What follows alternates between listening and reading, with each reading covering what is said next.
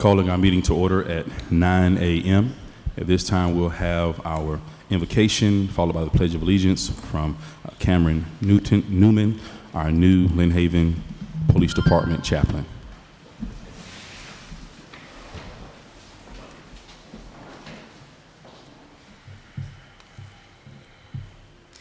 Please bow your heads with me and let us pray this morning. Father God, we come to you today in the precious name of Jesus. We adore you, Lord, for the great and mighty things you've done. We seek forgiveness for transgressions, Lord, and beg that you do not remove your anointing from us, that in your perfect mercy and grace you would continue to uphold us with a willing spirit. Thank you, O Lord, for the blessings that have come and the works that you have accomplished. We ask that you bless the leaders in this room, Father, and give them the wisdom of Solomon as they go about the duty of administrating this city of Lynn Haven. Prop them up with a bold and courageous spirit, Father, and allow them to be the light on the hill that you have called them to be in this present time of darkness. We pray these things today in the name of the Father, the Son, and the Holy Spirit. Amen. I pledge allegiance to the flag of the United States of America and to the republic for which it stands, one nation, under God, indivisible, with liberty and justice for all.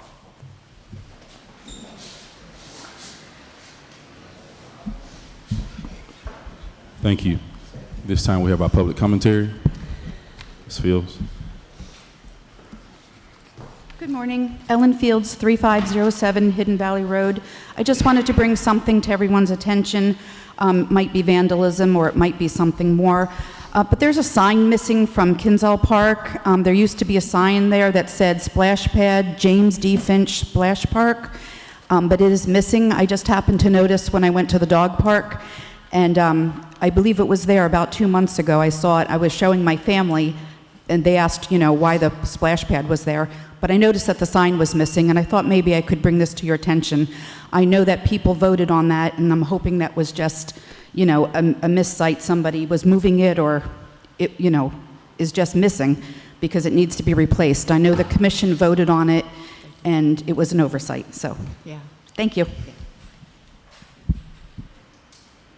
Public commentary, Mr. Walker.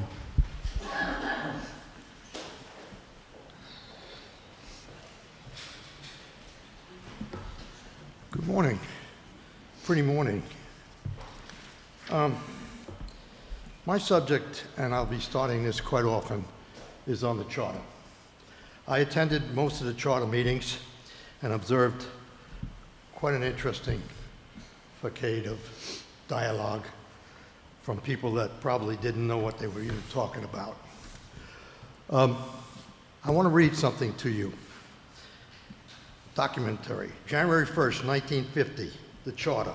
In 1948, the city manager clerk form of government sweeping the country was proposed at Lynn Haven. The plan would establish a position for a city manager, increase the commission from 3 to 5 members, make a mayor a candidate at large subject to election by the people, rather than the commissioners, the place of the heads of the city department under civil service. Our form of government in the United States is not city manager. It is a republic. It is a test. It is tried every time. It is working. However, it is still a test. It's an infant. It has checks and balances, numerous checks and balances. I continue.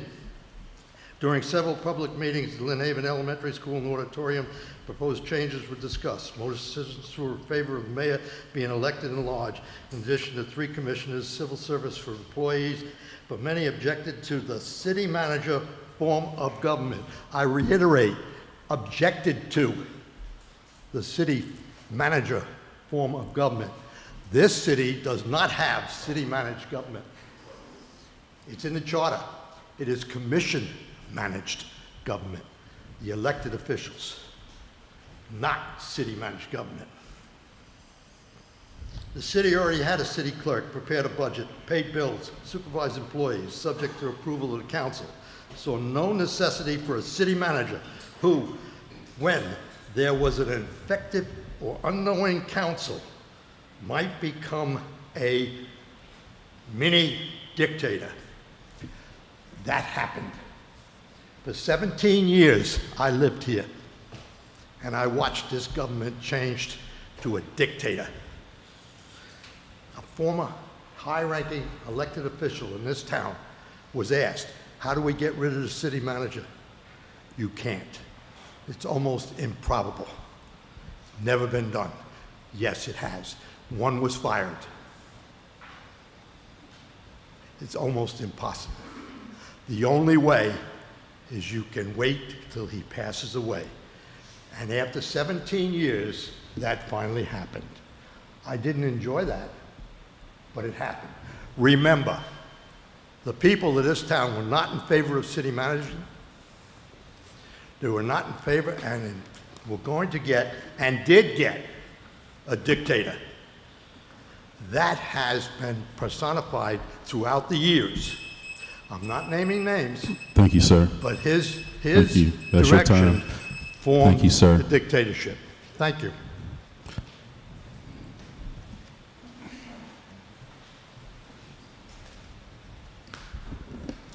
Jody Moore on Amherst Street. I also wanted to speak about the sign that was at the park. I hope it wasn't removed on purpose, because that would need to be voted upon by this commission since it was voted in, and if Mr. Forehand is still allowed to do business. Mr. Finch has not been convicted of anything, so the sign needs to go back up unless it's out for cleaning or something like that.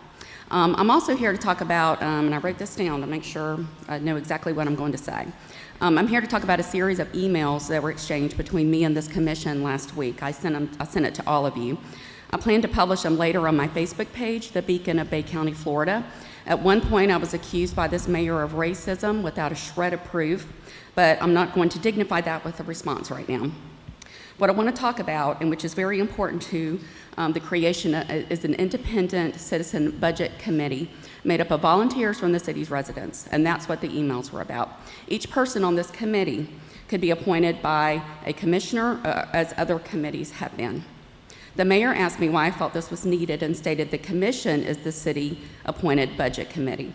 To that I say, this city manager has the ability to spend $35,000 a day without going before the commission for approval, and that's a lot of money.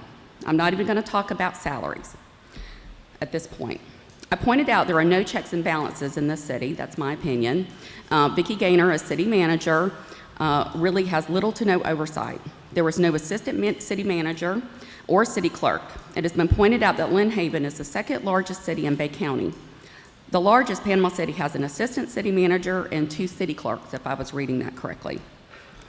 And there are about 10,000 people more than Lynn Haven, something like that. I'm not saying Ms. Gaynor is or would do anything wrong, but she won't always be the city manager. What if the city hired another Michael White who stole the city blind? And when he was city manager, there was a city clerk who happened to be Vicki Gaynor. Yet no one detected the corruption that was taking place in Lynn Haven until after Michael White was gone, and former Mayor Margot Anderson noticed irregularities. She took what she had to Chief Ramey and then to Sheriff Tommy Ford, according to her. And then we all know what happened next. I encourage this commission to consider appointing a citizen budget committee for oversight and transparency. And it was pointed out, if you don't want to hire someone for the position and spend more money, this would be free. Thank you. Additional public commentary? Mr. Bostic.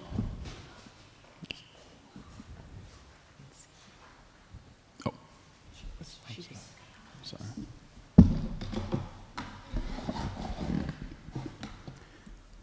Good morning, Mayor and Commissioners.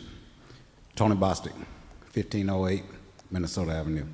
I'd like to start off by thanking the Mayor for his gracious acceptance and willingness to work with us, and I say us, Minority PC, on the Juneteenth celebration here in Bay County. Thank you, Mr. Mayor. Next, I'd like to thank Ms. Vicki Gaynor, our city manager. Back during the height of COVID, things were crazy all over the place. And of all of the cities, municipalities in Bay County, Ms. Gaynor worked tirelessly with us, with Lead Coalition, with myself, to ensure that we got vaccinations and testing done here at the Senior Citizen Center. And I say thank you, Ms. Gaynor. Next, I'd like to talk about some of the things that you've heard this morning and you hear from time to time. Regardless of what happened in the past, we live and we learn from what happened in the past. You guys, as our commissioners here, we charge you and we accept the fact that you do the very best that you can. If you look around Bay County, what city has made the most progress since Hurricane Michael? That's the city of Lynn Haven. Whether we have a city manager type government or roll the dice and see what you come up with next, the fact remains the same. The city of Lynn Haven has made more progress in this very same amount of time than all the other cities combined. I submit to you guys, not just to the commission and the mayor, but also to the public at large. If we spend as much time supporting the commission, the city manager, the mayor, instead of haggling and baggling and bashing one another, I think the city of Lynn Haven probably could be the premier city in Bay County.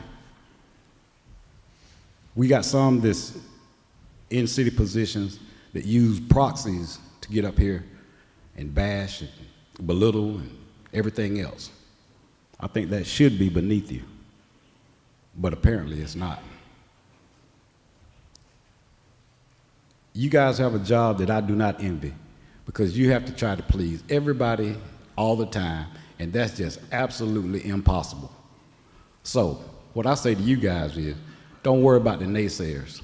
The Bible says, the poor you will always have among us. I say the ignorant and the non-believers you always have here too. So do what you do. Do what you've been doing. Continue to look after the citizens of Lynn Haven. And I thank you guys. If you don't hear it from anybody else, I thank you for what you do, each and every one of you. You got a heck of a job, and you do a heck of a job at it. Thank you. Thank you.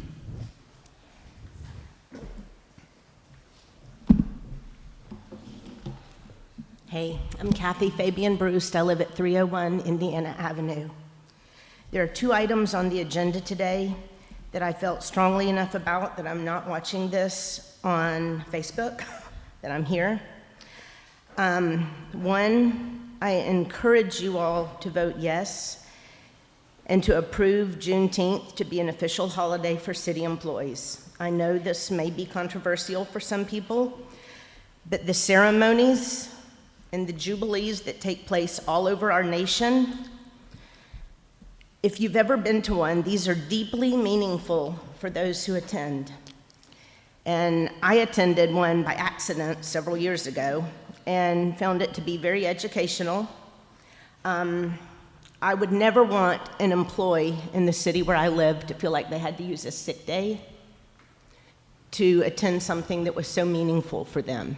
And this is not something to divide us or to focus on differences. It's to remember our past and to honor it. And so I feel really strongly that y'all should vote yes to approve that. And second is the animal ordinance, and I'm sure many of you have heard from many of us. What I would encourage you is not to vote on that ordinance the way it's been amended right now, but let's further amend it so that it's more of a reflection of those of us who live here. Nobody wants to be in violation. Nobody wants to feel like they're breaking the law, and nobody wants to feel like their animals can be taken. So maybe form a committee and let some of the citizens here help rewrite it so that it's a true reflection of the families that live here. And thank you all for your service. Thank you.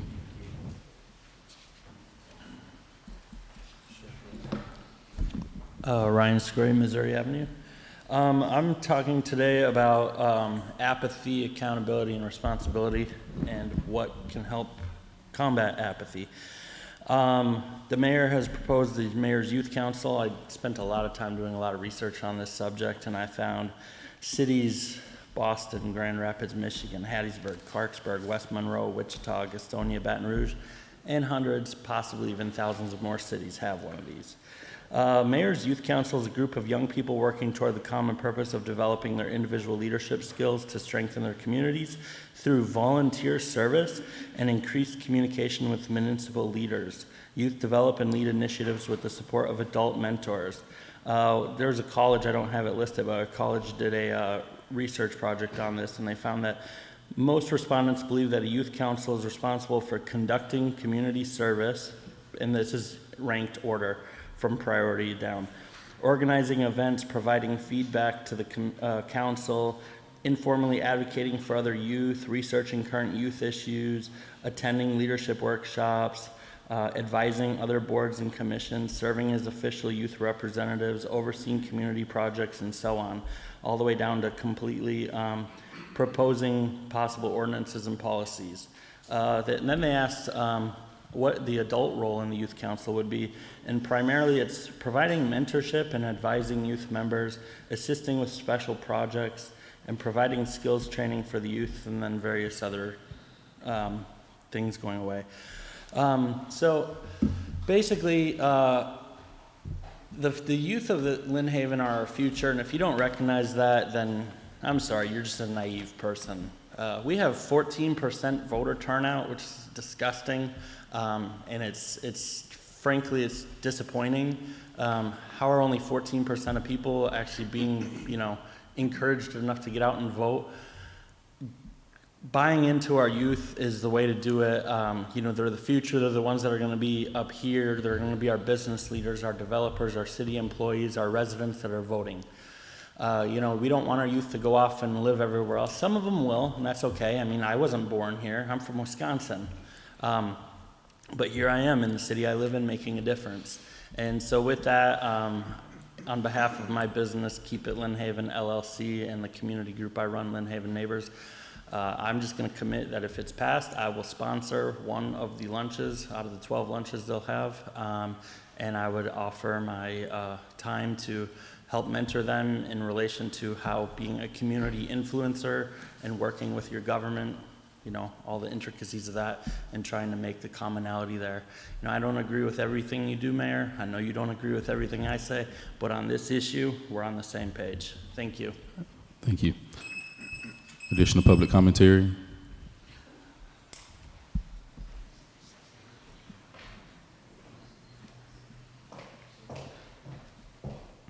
Christy McElroy,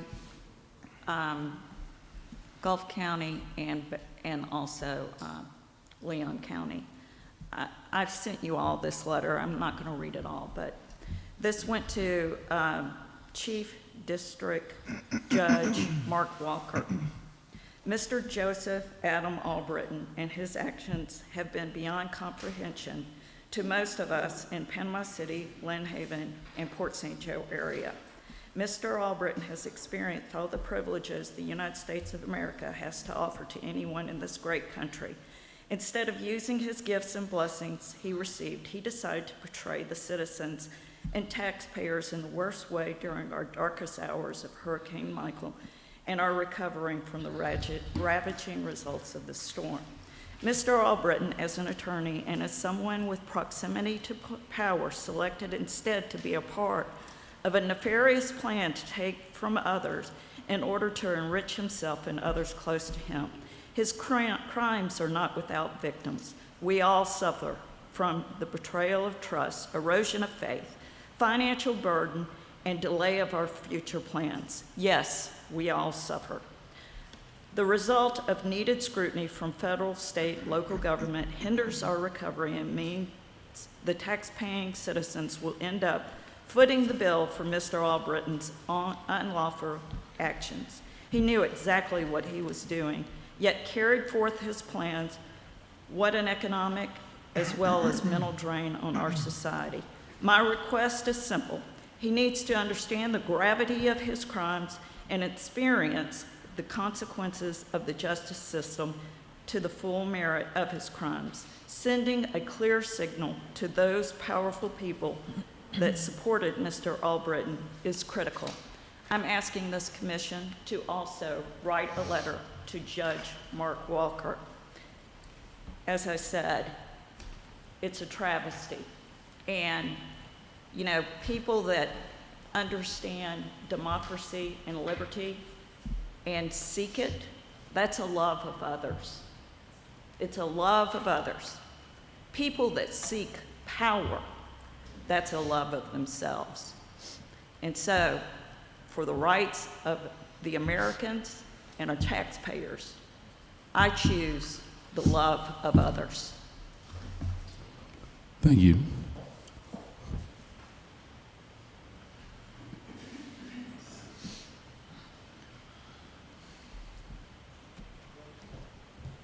Good morning, Commission, and good morning, Mayor. Good morning.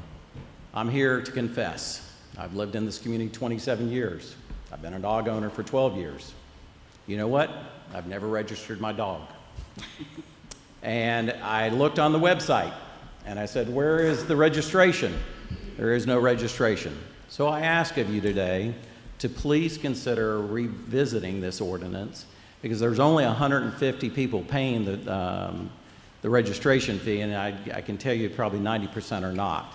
Either change it or do a better job of advertising it. That's all I was going to say today, but I felt so inclined that I needed to say a couple more words. I've got, I'll say 2 minutes. I've lived here for 27 years, and I've been behind the scenes. I know what's going on in this city. I've personally known City Manager Vicki Gaynor for 20 years. And whenever I've had issues with this city, I reach out to Vicki. We don't always see eye to eye on stuff because I tell her how I feel about things, but we have a good conversation. You know, there's 5 attributes to a good leader: communication, vision, empathy, accountability, and gratitude. And I've heard several times, and even today, that people don't think that she's doing a good job. Well, I can tell you that I have gone to the water department recently. Great service. I actually coach. I don't have a child that's playing baseball, but I coach baseball, and we have a great facility out there. Every time I run into an employee, maybe a police officer, city employee, they always have a smile and good service. It always starts at the top. If we have such a bad city manager, why would this be? And it was brought up that we're stuck with the city manager. I disagree. The commission that we voted you in, you have 2 primary responsibilities: from a physical responsibility and policies and procedures. And the 3rd and 4th, you can hire or fire the city manager, you can hire or fire the city attorney. So if she's not doing a good job, get rid of her. But you know what? I think she's doing a good job. So Vicki, thank you for everything that you're doing. Thank you. Additional public commentary.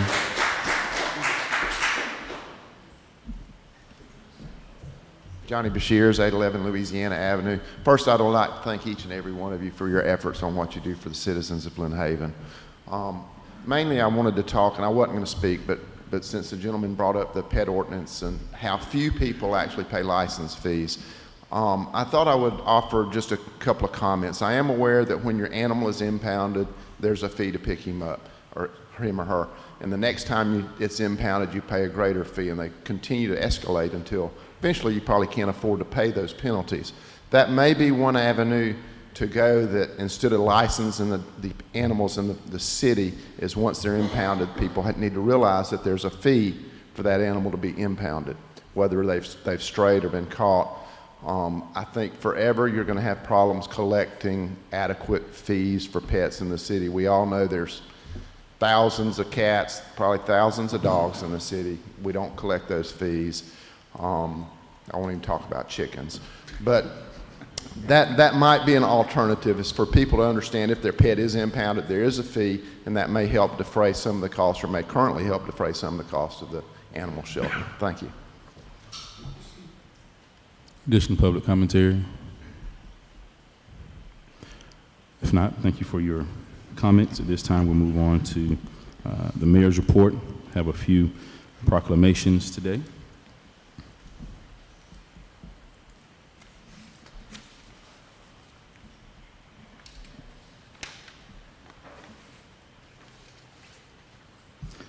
First proclamation is for National Safe Boating Week. Whereas for over 100 million Americans, boating continues to be a popular recreational activity. From coast to coast and everywhere in between, people are taking to the water and enjoying time together, boating, sailing, paddling, and fishing. And whereas during National Safe Boating Week, the U.S. Coast Guard and its federal, state, and local safe boating partners encourage all boaters to explore and enjoy America's beautiful waters responsibly. And whereas safe boating begins with preparation, the Coast Guard estimates that human error accounts for most boating accidents and that life jackets could prevent nearly 86% of boating fatalities. And whereas through basic boating safety procedures, carrying life-saving, emergency distress, and communications equipment, wearing life jackets, attending safety boating courses, participating in free boat safety checks, and staying sober when navigating, we can help ensure boaters on America's coastal, inland, and offshore waters stay safe throughout the season. And whereas National Safe Boating Week is observed to bring national attention to important life-saving tips for recreational boaters so that they can have a safer, more fun experience out on the water throughout the year. And whereas on average, 650 people die each year in boating-related accidents in the U.S., 75% of these are fatalities caused by drowning. And whereas the majority of these accidents are caused by human error or poor judgment and not by the boat, equipment, or environmental factors. And whereas a significant number of boaters who lose their lives by drowning each year would be alive today had they worn their life jackets. Now, therefore, we support the goals of the Safe Boating Campaign and urge all those who boat to practice safe boating habits and wear a life jacket at all times while boating. And by the virtue and authority invested in me as mayor of the city of Lynn Haven, on behalf of the city commission and all the citizens of Lynn Haven, I do hereby declare May 21st through May 27th, 2022 as National Safe Boating Week. And witness whereof I do set my hand and cause the seal of the city of Lynn Haven, Florida, to be affixed this 10th day of May 2022.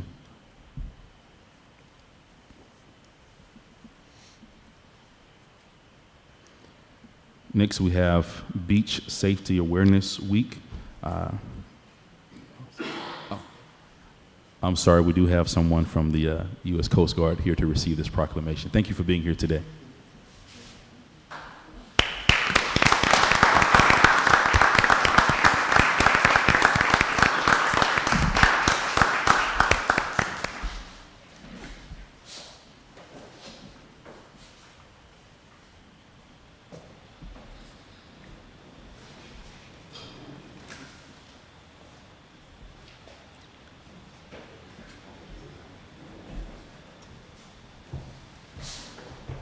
So, Mayor Nelson and City Commission, on behalf of the United States Coast Guard Station Panama City and the Auxiliary Flotilla 19, we appreciate your support. Thank you for the proclamation and helping us to get the word out about boating safely. Thank you.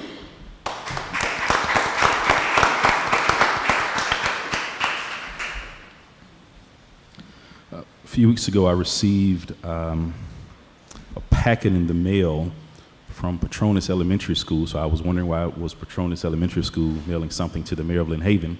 When I opened the packet, there were at least 40 to 50 letters regarding Beach Safety Awareness Week. And so they asked that I would read through all of those letters and then create a proclamation for Beach Safety Awareness Week. I don't believe we have anyone from Petronas Elementary School here with us today. However, we will make sure they get this proclamation since it was from their advocacy that we have this proclamation today.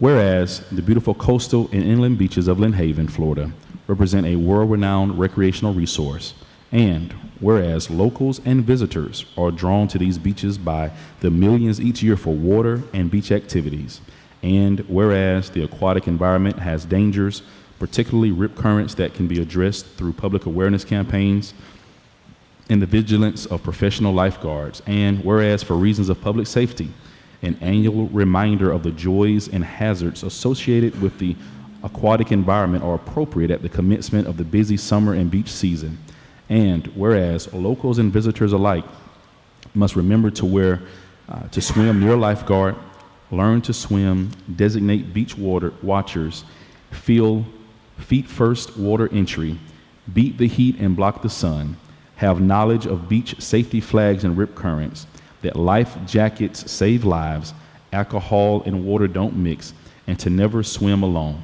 Now, therefore, we urge and encourage all individuals using our beaches to enjoy themselves at the beach this year while taking appropriate measures to protect themselves and their children.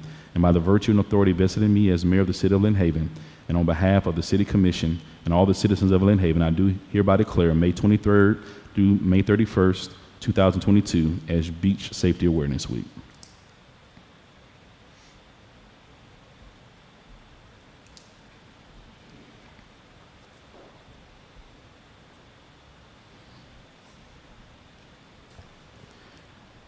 And with this proclamation, we received all the mayors in Bay County were contacted by Minority PC regarding attending their event on June the 19th at Tommy Oliver Stadium to read a proclamation from our city. I'm not sure how the other mayors responded, but we did respond with an affirmative.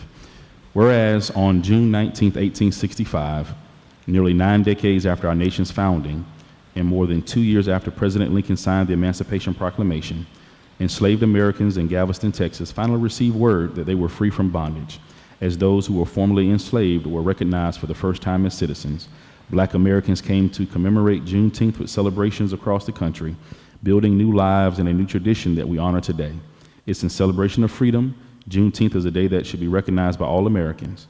And whereas Juneteenth is a day of profound weight and power, and whereas Juneteenth is a day in which we remember the moral stain and terrible toll of slavery on our country, and whereas Juneteenth is a day that also reminds us of our incredible capacity to heal, hope, and emerge from our darkest moments with purpose and resolve, and whereas on Juneteenth we recommit ourselves to the work of equality and justice, and we celebrate the centuries of struggle, courage, and hope that have brought us to this time of progress and possibility, that work has been led throughout our history by everyday Americans who have helped make real the ideals of our founding documents for all.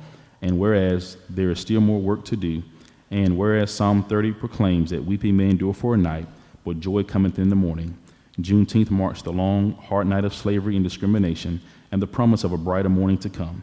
And whereas Juneteenth not only commemorates the past, but it also calls us to action today. Now, therefore, I, Mayor Jesse Nelson, and the City Commission, by virtue of the authority invested in us, do hereby call upon the City of Lynn Haven to acknowledge and celebrate the end of the Civil War and the emancipation of Black Americans and commit together to eradicate all racism. And I further proclaim June 19th, 2022 as Juneteenth Day of Observance. We have Mr. Tony Bostic here from Minority PC to receive this proclamation.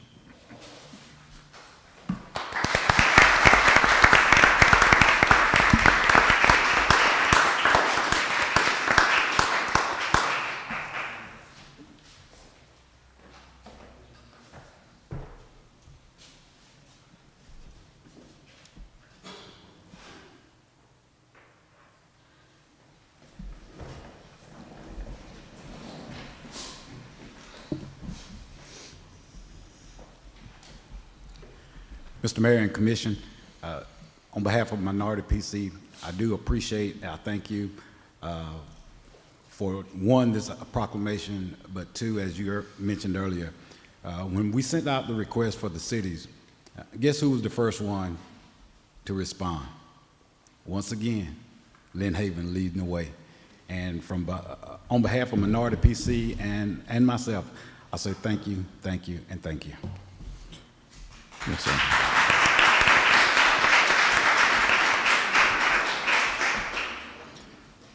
Thank you all for speaking on the PET ordinance. Though we're not voting on it today, thank you for the commentary that you made so that we as a commission, once we continue to dialogue about it and discuss it, it'll come up for voting the next time. That's, if it follows you on the voting procedures, but it certainly gives us some ideas on things that we can possibly change, update, or amend within this ordinance. So thank you for the feedback on that. Regarding the sign missing from the splash pad, we certainly are not advocates of any type of vandalism in our community. Regarding the commission voting on that and speaking with previous commissioners, I'm not sure that was a commission sanctioned sign. I'm not certain of that. Still, I'm still not certain of that. So that's something, I guess, for us to look into to correct our minutes, or to make sure that we have that, as a truthful fact. But nonetheless, that's still something that we don't advocate or promote in our community is vandalism. Earlier, some public commentary was made regarding me calling someone racist, and some email exchange. For the clarity, which I also provided for this person, I did not call anyone racist. I said that was a racist, that statement sounded racist. And that was based upon the fact that this individual had a problem with our city manager attending the Charter Review Committee meetings. Although the charter encourages our city manager or enables our city manager to attend any committee meeting, therefore she was there in her charter appointed duty to be a part of that meeting. And then it was also stated that this person said that they knew that Mr. George Hines would not tell her not to come to the meeting. And so there was no context for that statement. So the only thing I could say or conclude is that because she's black and he's black, that he would not ask her not to attend the meeting if it was improper. And that was based upon comments that had been made during our previous commission meetings.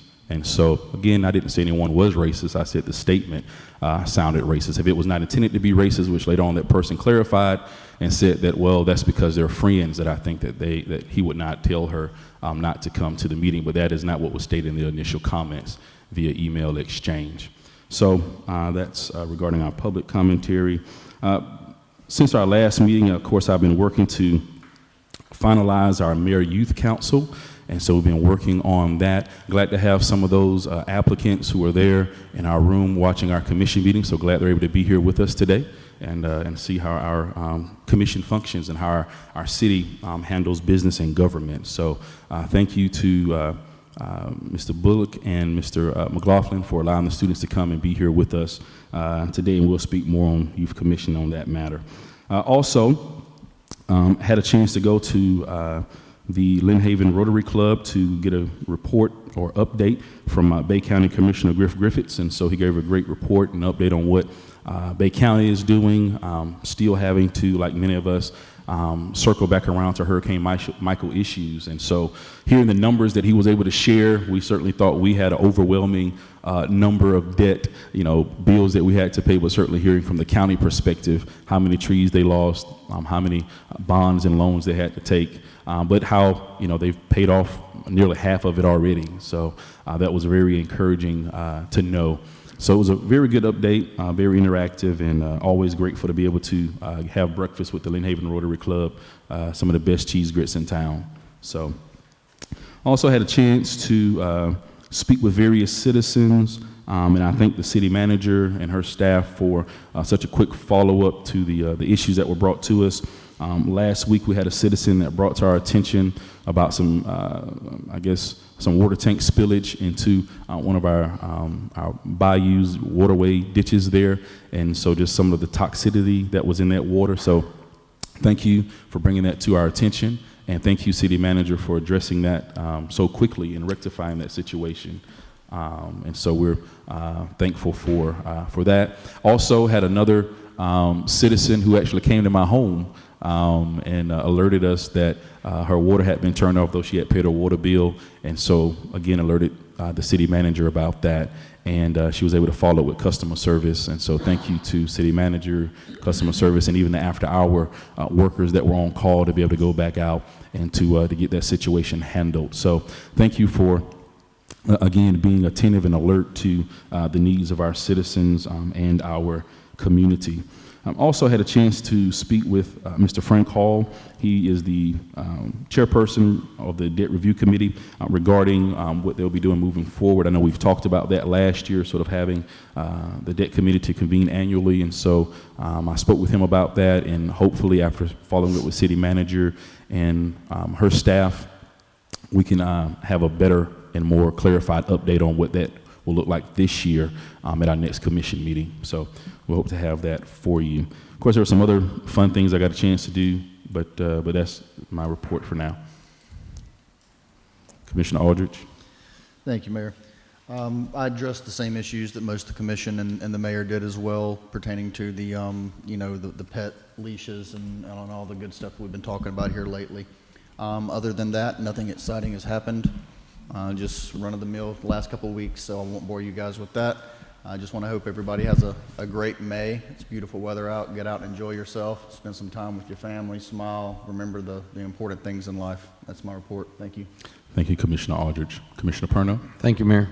I'd like to thank everybody for being here. Thank our first responders. And I've had a couple issues. An email from a gentleman named Daniel Smith about the synchronizing of our lights and our traffic in the city of Lynn Haven. So, as a TPO representative, I responded immediately, and also included our city manager on the email, and Brian Polk with DOT and Keith Bryant with Bay County Transportation or Bay County. Seems that Ms. Gaynor got a quick response from DOT, Jason Peters, and they're going to be looking at the issue. So that's great. And I read all the emails on the leash law, and I think people know my feelings, so I won't give them a hand until we get there. But I wanted to make it brief, but we have the longest running 4th of July parade in the state of Florida, right? Mm-hmm. Did you know that we have the longest running consecutive amateur golf tournament in the Southeast United States? The Sherman Invitational, which is at our Panama City Country Club, or Panama Country Club, and it starts Friday. There'll be fellas out there from all over the South participating. And it's kind of it's been running for 95 consecutive years, okay, since 1927. So, and I've only participated in it twice, but the one of my proudest is the shirt I'm wearing today, because it was 2019 and it happened in November, and it was the about a few short weeks after. They got it open, and it was over a year after Hurricane Michael, and it was just even though it was rainy and cold, I was proud to be out there participating, and it was a low turnout that year, but the consecutive streak ran, and I'm proud of the people at the country club who made that happen. And thank you. Thank you, Commissioner Perno. Commissioner Ward? Yes. So 21 May. 11 o'clock, I'll be at Slim Chickens for time with the commissioner if anybody wants to come out and talk about the city, ideas, complaints, whatever they'd like to talk about. Not that I like to talk about this, but FPL has sent another proposal to the Public Service Commission asking for more money. This one pertains to hardening of above ground lines, management of vegetation, and there was a third one. Oh, underground wiring, underground cables. But that won't be for a little while. The Public Service Commission will look at that sometime in November, so just to give the residents a heads up. My neighborhood, I actually, we had one road that our sanitation accidentally missed. It was about 10, 15 houses, and the only reason I found out is I have a friend of mine that lives on that road, and through conversation he said something. I said, would you call the city? He's like, no. I was like, why not? And so I immediately contacted city manager. She immediately contacted, I believe it was Chris Lightfoot, and they're able to track wherever that garbage truck goes. So they were able to look at it and like, yep, they missed that street. And so I went down there and just went door to door, just let everyone know, hey, keep your garbage can out there. They're going to come pick it up tomorrow. And we got it quickly taken care of. So, and as far as the, I know we're going to talk about this later, so I won't talk about that, but that's all I have. Commissioner Ward, with the FPL request, I know it's premature, but are there any, I guess, figures that you've been able to determine of what that might impact if it's passed by Public Service Commission, how that will impact us on the bottom line is regarding... As far as rates? Right. No, I don't know yet. I mean, I had as far as how many $1 million that they were requesting, but as far as how it's going to affect the rates, they won't know until it goes to the Public Service Commission has their hearing on it. So.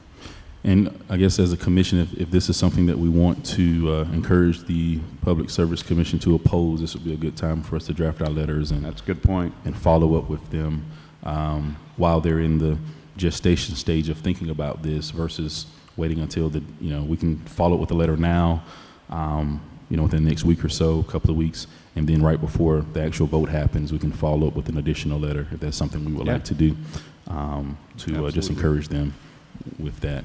And it doesn't have to be a yes or no, like vote no. It could also, recommend some amendments to the proposal as well, if we see something that we think is more fair and equitable for our citizens. Yes, sir. I'd just like to go back to my report. At the TPO meeting on May the 4th, there was, and FPL negotiated this, there was an approval of 3 alternative routes for the Rails for Trails. It didn't affect our Lynn Haven Rails for Trails from our Field Depot to 231 or 390 to 231. But the going north of the rails is now proposed to follow the power lines, the electrical easement all the way to the north to I-10 up toward Mariana, versus following 231, and it would interfere with the actual the rail yard up north of here. And FPL was instrumental in negotiating with that. And there was two other alternate trails for running through Panama City. Off of our rails, so just to let you know. So FPL and they were very thankful that FPL negotiated with them on that. So, thank you, Commissioner Perno. Commissioner Tender. Thank you, Mayor. I too received a rather lengthy email from Mr. Smith regarding the traffic lights, and he breaks it all down per street and everything. I agree with him completely. The one thing that I see now at 8 a.m. or make it 10 till, people are shooting down the side streets. Yep. I mean, they are flying down the side streets, and we've been in and out like crazy just to try not to have to sit in downtown Lynn Haven. So I hope FDOT will address that. I have received an outrageous amount of phone calls and emails and everything this week. But I'm only going to talk about a few of them. And I've said it before, and I'll say it again. I always vote for my constituents, so whether I agree or disagree, I vote the way they ask me to vote. I received a phone call this morning from Mr. Gillespie at 913 Colorado. We talked about this at the last meeting. He just informed me, and he's very upset, and I can't blame him. There are 4 homes there that flood all the time. They all receive notices from their insurance company. Their insurance will not pay them one more dime for flooding. So I just pray that we can get over there and do something about his yard and do something about that pipe that goes from Colorado to Mississippi. I'm sorry. No, I was going to say, so Mr. Lightfoot, city manager, myself, did meet yesterday actually to go over the plans that Mr. Lightfoot and Panhandle are proposing that should help alleviate some of those issues there at 900 Colorado. We are going to reach out to Mr. Gillespie, ask him and some of the neighbors to come into the office so we can explain those plans to them. Because we have gone to their home about 3 or 4 months ago, sort of a little community meeting there hosted by the Gillespies and some of their neighbors to give them an update on what we would be doing. And now we actually have the plans drafted, and so we're going to follow up with them in a meeting within the next week or so to explain those plans to them. Okay, I'd love to be included in that meeting if you'd let me know when you're going to have it. Also, he just had a pacemaker put in, so he's not in good health right now. He was going to be here today but couldn't. That's why he called me last minute this morning. The commissioners all received a copy of that fish kill letter, and I know the city manager, you're going to speak to that this morning, you said. Unfortunate situation, and I think, I don't know, I think it's extremely important that it never happen again. It's interesting. I'm only going to, I'm very curious about this splash pad sign. Did we remove it, or? I didn't even notice that it was removed until, and I've been out there several times and didn't even pay any attention to that. Okay. But I will make sure that if the commission voted on it, I do remember the commission voting on Leon Miller's splash pad. I remember that totally. I will go back and make sure that, first of all, the commission voted on it, but we would never take anything down just to be taking it down. Right. I can't imagine somebody vandalizing a sign and removing it. That seems odd to me, too. But anyway, yeah, as long as we direct that. Just being very factual, Mr. Finch or Phoenix Construction or whoever it was, they donated $50,000 to that splash pad, you know, along with thousands and thousands of other dollars for trees, and I think even the playground equipment. So I think it's pretty important that it get put back up right away.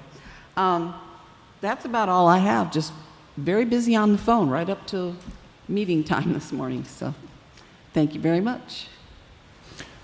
Thank you. City Manager.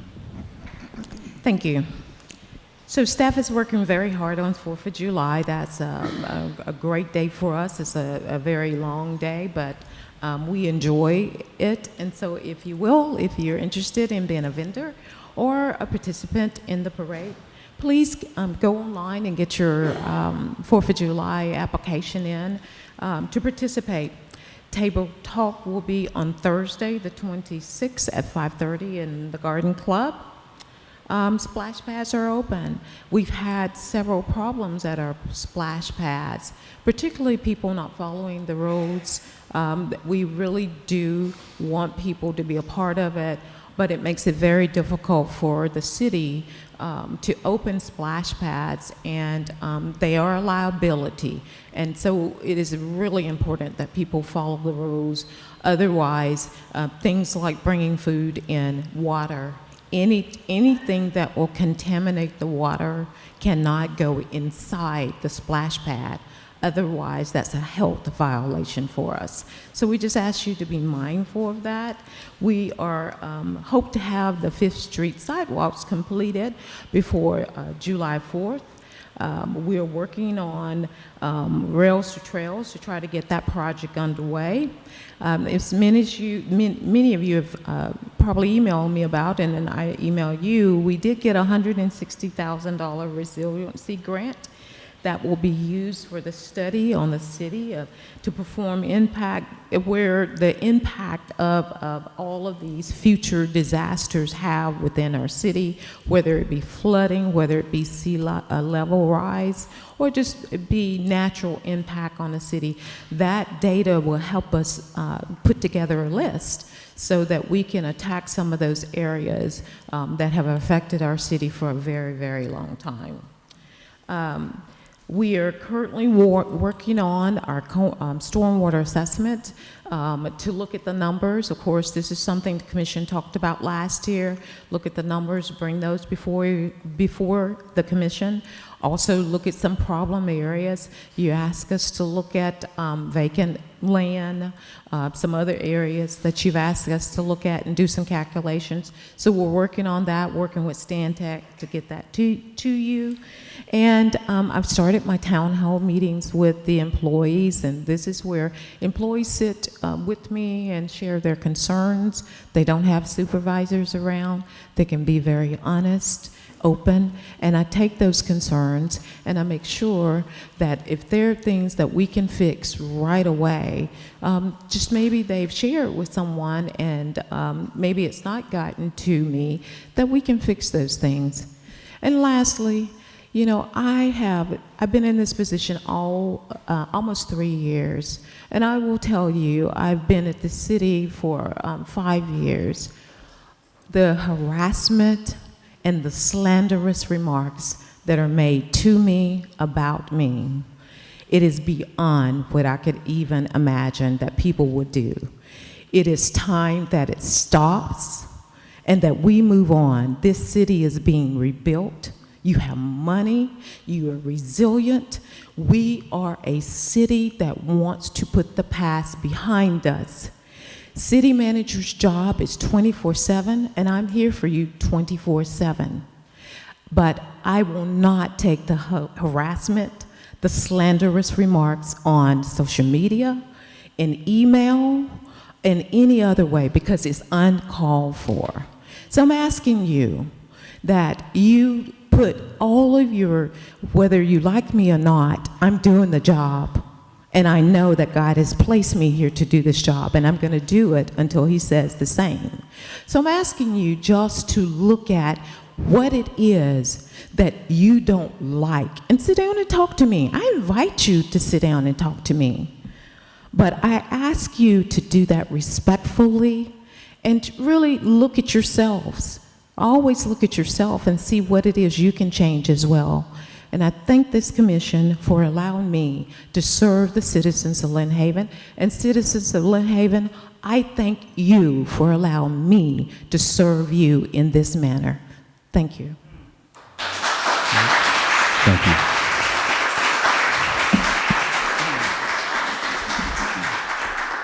City Attorney? Oh, I'm sorry, you're not finished with your report. Yeah. Thanks. And then I also have, one of the things that we have been looking at is always our employees. We try to find ways to just help them to say, hey, you're doing a great job. So one of the things right now is that I would like to recognize is the IT department. As you know, the IT department sometimes gets pounced on because, things go wrong while we're trying to transmit any type of meeting. But they are working tirelessly with the city that has grown in the past couple of years. And so today, I want to recognize the IT department, as they are the department of the quarter. And this is Samuel and Harold Brandon that work all the time to make sure that we have a great working IT department. Thank you.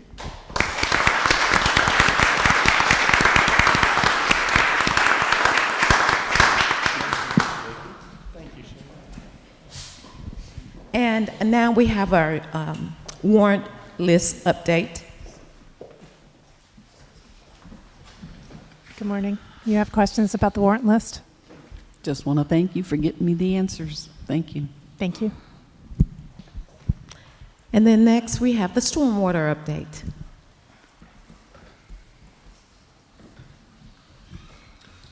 Good morning. Just got a few things for you to update you since last month. Our ditch digging contractor, we're at a stopping point until our next budget cycle with him. We've got just under 70,000 feet of ditches dug utilizing the contractor, and probably another 10 to 15,000 utilizing city staff. So well on our way to hopefully hitting that 100,000 linear foot mark this budget year. 19th in Montana, just an update on the project you all approved last month.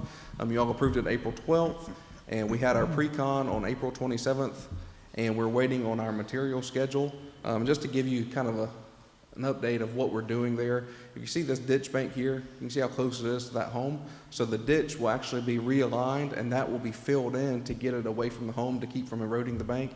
And this is just a picture of the pipe there, that 72-inch pipe that's failing. That's a picture of the inside of it there, and that will be replaced with the box culvert. Just kind of want to give you an update on those. Our East 7th Street drainage improvements, we received bids on April 27th, and it is pending commission approval today, so hopefully we will get that one approved and start construction on that one in the next coming weeks. 1600 block of Indiana, you approved it on April 12th. We had our pre-con the 27th, and the notice to proceed is May 23rd of this month. It's about a 60-day project, so that one will move pretty quick once it takes off. Other progress, kind of stole my thunder there with Mississippi and Colorado, but the plans are 100% complete. The permit is complete.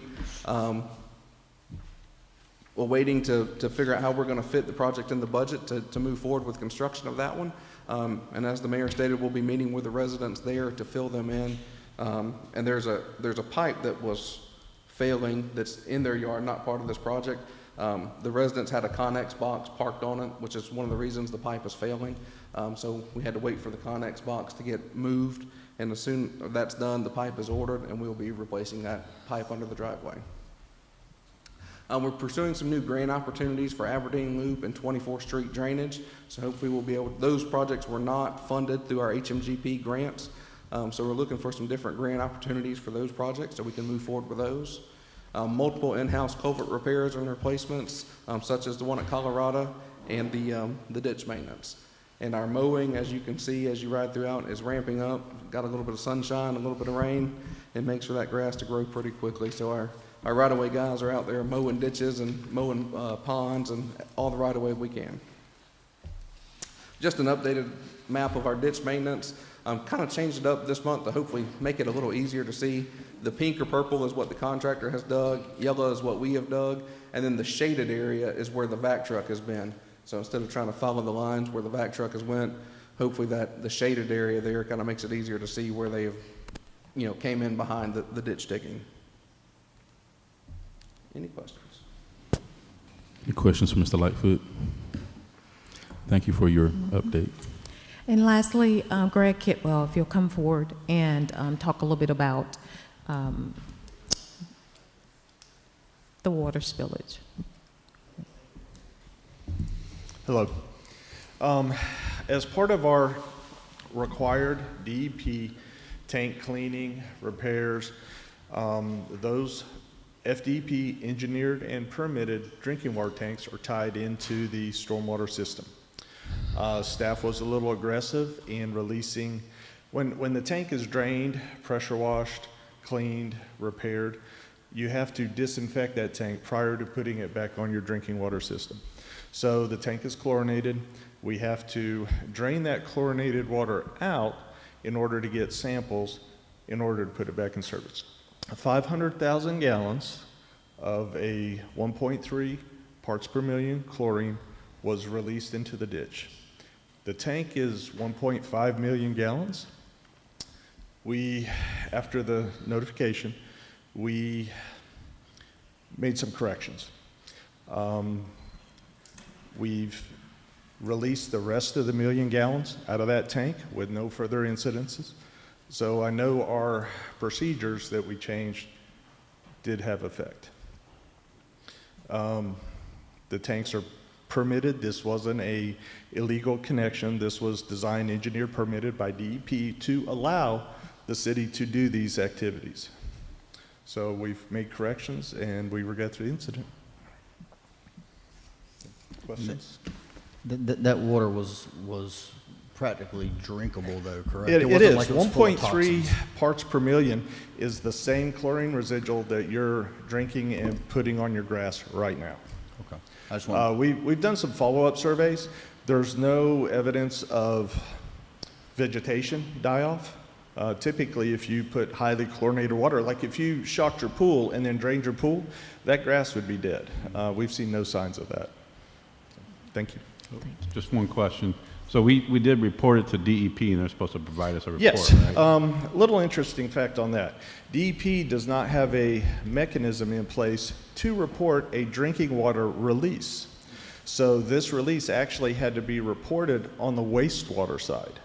So if you go look at it, we reported 500,000 gallons of 1.3 milligrams per liter, parts per million chlorine released into the stormwater system as effluent, treated wastewater. But it's really treated drinking water. We'll do a 5-day follow-up with the department as part of that procedure. We've got new SOPs in place that kind of better identified, maybe not get so aggressive on releasing all that water out of the tank. And it was done to get that tank back online because we are running currently off of, we're handicapped. We don't have that 1.5 million gallons to fight fires to provide drinking water to our system. Hopefully by the end of this week, we'll have that tank back online. Are you done? Oh, I just wanted to ask, has this ever happened before? I mean, Yes. some of the fish that I saw dead were this big. Well, these tank maintenance activities, they happen every 5 years. This is not the first time in our city. We have it at Water Plant 2, we do it at Water Plant 1. Have we killed the fish before? To my knowledge, not from our drinking water side, no. Mm. No. So it probably wouldn't have been a problem if it wasn't such a dry year, if we had. It's a good question. I don't know when you say fish kill, it's not like the fish kill you saw down south last year when a lack of oxygen kills hundreds and hundreds of fish and it chokes the waterways, or the red tide situation where you see them all wash up on the beaches. Maybe. I mean, you're dealing with Mother Nature. I don't know the dissolved oxygen levels of the bay. I don't know the other factors that could have affected the problem. Thank you. Thank you. All right, thank you. Any additional reports, City Manager? That's it. All right, thank you. City Attorney? Yeah, I just want to touch briefly on the charter. As you know, we've been having a series of almost monthly charter review committee meetings, and those are winding up. There'll be another one next week, basically to get in final form and summarize all the various recommendations that they're making, and have some proposed ballot questions. So it's not an all or nothing. It looks like the direction they're going to recommend is to have a series of multiple ballot questions. So that'll be coming back to you in the coming months. And just, as I'm sure you're all aware, I mean, the city charter is a commissioner-manager form of government, meaning the commission adopts the ordinances, resolutions, policies, and budget, and then appoints a city manager to enforce those ordinances and to follow that budget. There are certainly no lifetime appointments of these political appointees, myself included. City attorney, city manager are the two charter officers. Basically 1 meeting and 3 votes away, as Vicki and I are both aware. So there's no lifetime appointments, and I'm sure you guys are aware of that, but it is a commissioner-manager form of government, and there's been no proposed change to that structure. But ultimately, the city commission is the one in charge. All right, thank you. Any questions for the city attorney? Oh, and thanks, Commissioner Perno, for pointing out the Sherman. The city's been keeping me kind of busy. I will be out there this weekend, but I do apologize for any scores you might see in the News Herald. I haven't had enough time to practice. And the public is welcome to attend if you've never been or out to the Panama Country Club to see the tournament in action. It's well worth going out there. All right, thank you. This time we're on agenda item number 8, the consent agenda, which are the regular meeting minutes from our last city commission meeting. Is there a motion for this? Motion to approve. Second. All right, so I have a motion by Commissioner Ward, second by Commissioner Tender. City Manager, if you will call the vote. Commissioner Ward? Yes. Commissioner Tender? Yes. Commissioner Perno? Yes. Commissioner Aldridge? Yes. Mayor Nelson? Yes, motion passed. Agenda item number 9 under new business, first reading of ordinance number 1136, amending the city's codes of ordinances regarding animals. First reading, so there's no action required on this, but it is certainly open for discussion and dialogue among the commission. Mayor, if I may, you would just want to point out that what everybody was in a little bit of uproar about. It's not a 4-foot leash. It's and it's to, if I may read that, because I have it up. It says, except in designated areas, all dogs in public spaces must be under physical control of the owner or caretaker by means of leash. During a city event, all dogs in public spaces must be under physical control of the owner or caretaker by means of a leash that is no more than 6 feet in length. Yeah. All right, thank you. And we'll come back to that discussion, and then City Manager is going to read the ordinance by title only. Ordinance number 1136, an ordinance of the City of Lynn Haven, Florida, amending the city's code of ordinances regarding animals by adding definition, prohibiting nuisances and feeding feral animals, classifying and regulating dangerous dogs, providing quarantine procedures for rabies and animal bites, allowing for voluntary surrender of animals by owners, providing citation procedures, prohibiting repeated invalid complaints, repealing provisions of ordinances in conflict herewith, providing for codification, and reciting an effective date. Thank you. Sorry, I jumped the gun. No, it's all I got good. excited. Do you have additional comments, Commissioner Perno? No, I just thought that was a real fire pin on everybody as far as that went. And I own 3 big dogs, and a 4-foot leash wouldn't even cover the dog. So, and the fact that it just says a leash is good, because I like the quiet enjoyment of letting the dogs run on a long leash down by the water. When the timing's right and you're not around a lot of people. So I hope that sufficed for folks. And I know we're going to hear some public commentary, but I also think we need to really, as Mr. Hall said, we need to take a look at that that registration. It might have been done in good intentions, but we could possibly, as a commission, I think we may need to repeal that, just to make sure that we're not, if we're not doing it effectively, I would advise that we look at possibly repealing that. But I'll let things go before we make a motion. So. Well, yeah, just to touch on that, this is obviously first reading, so we'll advertise it and have the vote at the next meeting, but we can certainly get direction going forward. That registration section, 10.42, that's not being amended. That's old language. It's been in there. It may very well be obsolete. I think we could hear from our animal control department. It sounds like it's sort of a good tool to have if there's a lost dog or something like that. Somebody finds one. But you can either repeal it or make it voluntary if people want to have their dogs registered in case they're lost. There's a couple ways you could go on that, because it sounds like not the majority, probably the vast majority, are not taking advantage of that. It would not affect. Obviously, we want to keep the requirement for rabies vaccinations and quarantine dogs with rabies. So it would just be that standalone registration section that's not being used. And so one thing, either repeal it or make it voluntary, but I think we could probably hear from staff too. And we could we can get direction on that today, and either strike it or amend it in between now and our final reading at the next meeting. I'm kind of with Commissioner Perno on this. I'm not crazy about laws that stay on the books forever, because we've seen at the federal level and other things, when people are out to get somebody, they can pull up some law from 1887 and use it against people, and I don't like that. So I think if it's something that the public's not utilizing, I think the commission should seriously consider just removing that language from the ordinance altogether. But that's my 2 cents on that. I know one of the things I was going to do, and I hate saying this, but I've driven by where animal control is out there at the sports rec area, and I've never been inside of it.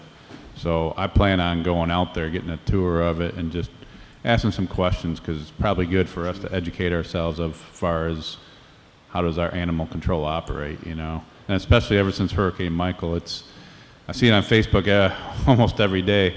This dog's out here, anybody's dog, and it's been a problem since Hurricane Michael. So definitely a lot of things to think about. And I had a lot of the same questions that the residents have, so I just want them to understand that we are looking at this vigilantly to make sure that if we need to make changes, that we will. I also want to add that you definitely need to go out there, because it's very educational. I've been out there a number of times. What the lady prior brought up, I would encourage everybody who's an animal owner, anybody who has a voice regarding this, to contact your commission, to contact us. It can be short and sweet. You can call me. You don't have to do an email. I mean, you can contact anyway, but we can only vote according to how you feel. And I'm a dog owner, kind of reluctantly, but and I'm not licensed either. I have 4, so I think that's probably going to be a good idea. It's sad the way all the dogs are running around now, lost, and I've gone out and helped try to find some and hunt them down, and I just pray that somebody that wants an animal takes them in and feeds them and whatnot. But I think we need to look at it, but I encourage the public to let us know how they feel. All right, any further discussion, any direction from our city attorney? Do we make a motion now to repeal it, or? Just suggestion. Well, I mean, Will we wait until the second reading, or? well, the second reading would be for the adoption. Today, if you guys decide right now you want to completely remove 1042 registration, you can make a motion on that. It's not going to obviously be effective until we actually do the ordinance. Also, this is a sort of all-encompassing animal control ordinance, so the subject matter, sort of legislatively, we could also do that at the next meeting. But if you guys know you want to completely get rid of registration, somebody can make a motion to do that right now. Can we, City Manager, can we hear from staff on this to get some feedback on how this is being utilized? Or I know we heard about it Friday, but right. Sort of a refresher on how this is being utilized within the community. Sure. Ramona's here, and she surely can speak to that. Just while Ramona's coming, one of the things we definitely want to look at is maybe registration for dangerous dogs. If they've been cited as dangerous dogs or vicious dogs, then I surely would. And that won't change. If that's required by statute. Yeah. So, and this is just really the city required one. Okay. So, I mean, if there's a dog bite case, sure, that'll still happen. Okay. Questions for Ramona? One of my questions, and it's kind of an open question, the registration part, I would like to see it where the residents, if they want to register their dog with our facility, I think they should, because if any of mine got out, well, I've called you before, so you're the first place I call. But I think that, how do you feel? I want to know how you feel about the licenses. Well, do you feel it does? I mean, what do you think it accomplishes? Well, actually the tag portion of the licenses is actually starting to get obsolete. They're going towards more of the microchip because veterinarians and all animal control and some of the police stations down south have the scanners, and they can scan a lost animal right then and there and get if the owner has registered it with the microchip company, they can get the animal's owner's information right then and there. And they can find, no matter what time of the day or night, they can find who the owner is. Wow. All right, additional questions for Ms. Ramona? Ms. Ramona, do you feel like the registration is effective for you, or is it just something else you have to do, or does it help you track animals in any way, or? In the past, in the last 25 years, the people that have gotten the city licenses, their animals don't get out. They don't get out. Yeah, you're more responsible. Because they paid that $10. Yeah. And they are responsible, and they have they're the animals right responsible there. owners, and responsible owners take their dogs to the vet and whatnot, And they know where their animals are 24/7. Oh yeah. Yeah. Just a hint for everybody, you can go get Air Tags, Apple Air Tags from Best Buy. It's like 3 for $20. I put one on And my that's dog. why we only sell, at that time, maybe 150 to 200 city licenses a year, compared to the thousands of animals that are here in the city. You don't microchip, right? We do microchip. We do sell the microchips. You do. What do you charge you for implant them? And we do implant them, yes, sir. Well, that would be a great program versus licensing that we would offer. What is the cost of that? It's $15. Yeah, it's about the going rate. And the microchip company that we have, that we work with, has a free registration for that. And it's automatically, as soon as we implant the animal, we put it into the computer. The computer system works with the microchip company, and it's automatically updated into their database. Yeah. And I think We have one of those coming up very soon, and We have a shot clinic on Saturday. And you will be able to- we will do microchipping there too. Really? I think one of the things. Will you come to the car? Yes, that will, yes. I think one of the things for us to consider, as she's mentioning the microchipping, is right now what's under consideration is, are we still making the licensing a requirement? And so then are we going to switch that out to make the microchipping a requirement? Because it will be doing the same thing. So with the licensing, are we making a requirement, or do you see that it still needs to be a requirement, or something that could be voluntary by the owners? Down south, they were doing with the microchipping as the licensing part, and they would send like an email once a year saying, you know, the licensing is due, send your $5 in, your $10 in with payment, and they would do an automatic registration that way. Got it. So there's still a licensing portion, it would just go to the Yes. microchipping. But it would Yes. include the microchipping, correct? Mm-hmm. And then there would still be the annual fee that would accompany that for those that have the microchip, and you'll follow with the email or some type of contact with that Yes. individual for their fees. Okay. Do those funds stay in that department? that goes to her. Yes, that is the animal shelter. So this is the way I was leaning to it when I first read it was, to me, the only people I think should be required to get, well, originally I was thinking licensing, but now I'm starting to think microchipping is whenever we have to go out and impound a dog or have to go get a dog because it got lost. I think that's a point where we can say, all right, now it's mandatory to microchip them. Yeah, I don't think that's a bad idea. But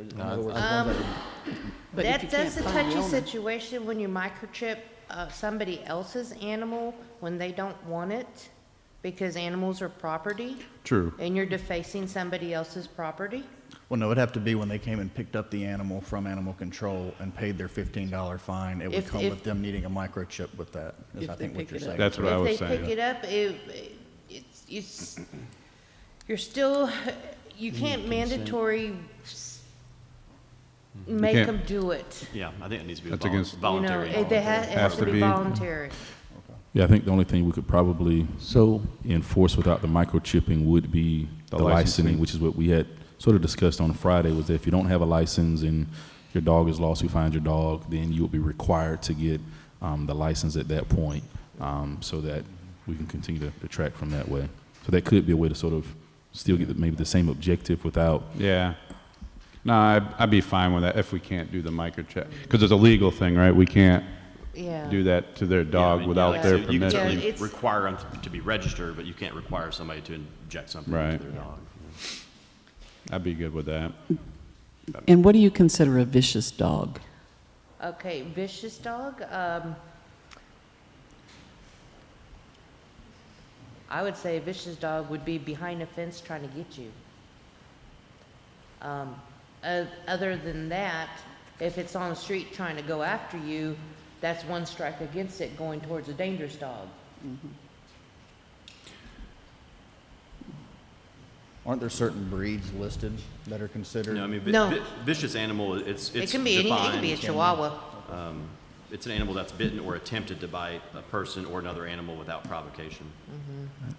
So, I mean, Yeah. The there's a county had a pre-existing dog. definition of vicious animal. County had a chihuahua, 5-time biter. They had to declare it dangerous. So regarding the license or registration. Would it be prudent to say that we can make the registration voluntary and make it $15, and that would include the microchip? Yeah, I mean, I think, it sounds like. You can make the registration $10, and the $10 would go toward the 15 microchip. if they want a microchip. It would be $5 extra to microchip your dog and what register we it. currently do, right? It might give incentive for microchip and registration. So you can register your dog for the $10 fee, and if you want it microchipped, that $10 would go, along with the other $5 would go to microchipping, or I don't want to jack up the rates, but. No. So I think it's right now it's $15 a microchip, But and make that it includes the voluntary. registration of Make it the pet, right? Something that Okay. is mandatory and nobody Yeah. participates. But right now, we're just saying it's required for the licensing right now. So we're trying to decide if we're right. going to suggest or if we're going to direct the attorney to change the language from it being required To it voluntary. becoming voluntary. Which, Voluntary with Yep. the incentive to microchip. yeah. Yep. So then it becomes a service that we provide versus, an ordinance that we're trying to enforce. Right. No, I agree. I think it should be voluntary unless we have to impound the dog for whatever reason, then it's required. The registration is required without Right. the microchipping. Right. Got it. All right. City Attorney, do we need to officially make a motion on that, or can we just provide directions to you on that? Well, I guess we changed some things Friday without voting on it, so. yeah, I mean, I can, So if you it's could the just. same subject matter, so I don't need a motion. We'll rework 10.42, make it voluntary. Sounds like it doesn't really need to be, it could just be a one-time thing also. It doesn't really need to be annual anymore either. Right, the microchip's not annual. No. It's one, yeah. Yeah, one time, lifetime. So just may be registered, paying a one-time fee. And we can take out all the stuff about penalties and all that. So we can work through that this week before it gets advertised. Okay. I don't know that we really need to mention the microchipping in the ordinance. I mean, that's just something when they go down to, it's a service that you guys offer. Because like I said, we can't really mandate the microchipping, but I would certainly make almost like we talked about with the registration, trying to put it in a newsletter, making it more known. We need to probably make that more known too, that we do offer that service. Can we make it either or? Because if they microchip it, right, because we can't make it mandatory, then they only have to do it once, and they're good. You see what I'm saying? Microchipping is like registering anyway, right? So we're not forcing them to microchip, but they have to register. But if they do microchip it, they do it one time and they're good. If they do register it, then they're going to have to renew that Keep every that year. annual. So if they just register, just make it voluntary if they register. Register it's annual. If they show that it's microchip, It's forever. Just one time. Is Then it we- $5 then you extra don't need it. dollars and boom. Yep. Now, earlier you mentioned that there was a fee And we're that in the other, 21st century. that there was an annual fee that other cities were charging for the microchip. Was that because it was part of the registration? It's for the registration of the license is what it is. Okay. Yeah. Because they see the license as a tax of a revenue. And a lot of their revenue for those pet licenses is that goes to the education for their animal control officers. Got it. Okay. So are we forfeiting dollars if we put it all toward microchipping? if we No. register? Okay. No. Okay. Okay. So we wouldn't be forfeiting dollars if we put it all toward microchipping. No. No, we're a small enough agency that we can apply for grants with the Florida Animal Control Association. I think it would be great if we combined registering with incentive to microchip. All right. Thank you. Thank you. My question wasn't for her. My question is going back to the 6-foot leash thing. Did we not change that to just be in public parks or at public events? Yeah, Commissioner Perno, he read it, so basically we just During a changed it and city said event. just leashed, period, without Just a, leashed. unless it's a city event, City event. then it's 6 feet. But if That's- it's just okay. city parks or beaches or whatever, then it's just leashed. Okay, without a that's what I permit. wanted to know. Okay, We already made that change. awesome. All right. Thank you. So you don't need a motion, you just make No, a change? I'll rework 1042 and send it to Vicki and We'll let you make the motion next time. get it advertised.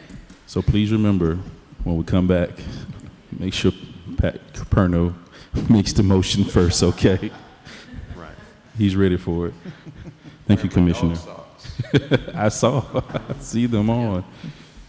Those are your lucky socks for the ordinance. All right, agenda item number 10, discussion and possible approval to award the East 7th Street Drainage Improvements Project number 22016 to American Sand and Asphalt Paving in the amount of $1.1 million. Nowhere near interesting as dog conversation, but this is to approve the East 7th Street Stormwater Improvements Project. The plans were done actually in 2019 after the Stormwater Master Plan was done. This project is not funded by HMGP or anything. It is funded by the American Rescue Plan Act funding.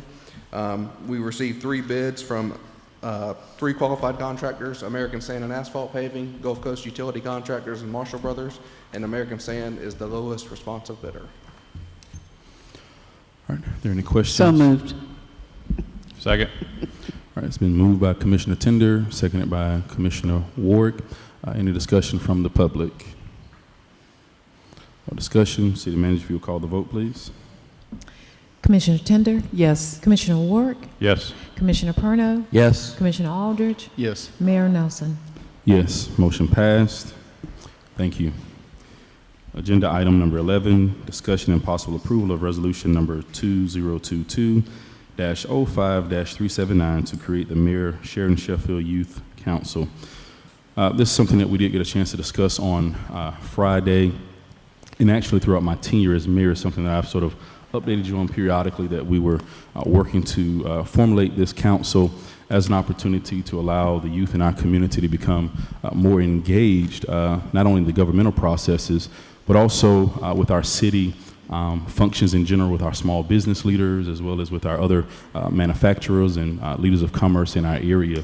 And so when you look at other cities throughout the state of Florida, this is something that the Florida League of Cities encourages. They have different competitions, video competitions, community service project competitions, which I would hope that our group would be able to submit for some of those projects in the upcoming year as well. But just a great opportunity for, again, for our youth to become engaged very early on, to fight the apathy that some may have towards city government once they become older. And so we make this proposal. Notice that it's named the Mayor Sheridan Sheffield. I believe her tenure, not only as a mayor, but commissioner through during the time in Lynn Haven, demonstrates as a leader her servanthood, her courage, her perseverance, as well as her humility. So we're thankful that Mayor Sheridan Sheffield and her daughter are here with us today for this opportunity, and thankful for the students that are here in the room next door that are part of our meeting today as we're getting ready to vote on this. They actually have a copy of the resolution, so they can read through it and sort of be abreast of what we're doing today. So I know there was some concern regarding the budget on Friday. So as I mentioned, the largest, let's say, budgetary item will be lunch, which will be about maybe $150 a week, depending on what we would eat. And so looking at that budget at $150 a month or each meeting, I was able to reach out to different community members. And so we have all of our lunches sponsored for the first year. And so there are no, so when it comes to that budget item, all of those are sponsored. So thank you to all of our community sponsors for sponsoring the lunches for our youth for the first year of this youth council. Also, there would be a proposed trip to Tallahassee. Unless we can bring Tallahassee to us, then we will go to Tallahassee. And so in doing that, we also have a sponsor that can help sponsor the transportation to get to Tallahassee as well. As Mr. Scray mentioned earlier, the biggest drive behind this is volunteerism.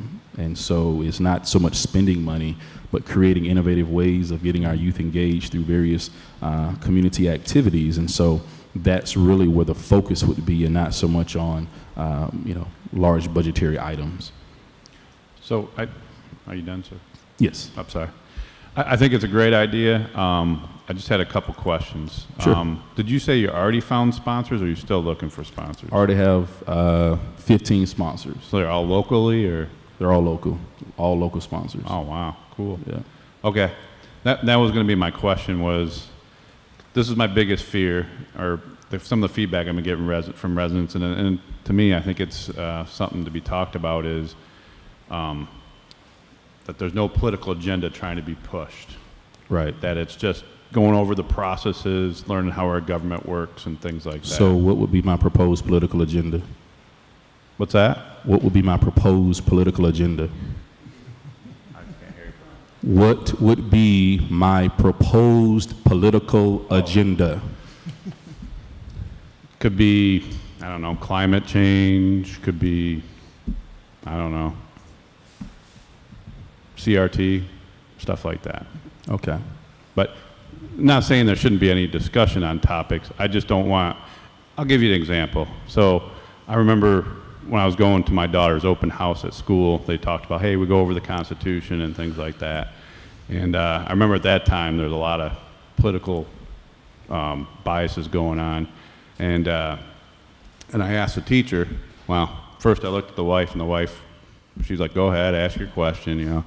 And so I asked, I said, when you talk about these things, do you go and push any things that you're pro or against on certain issues?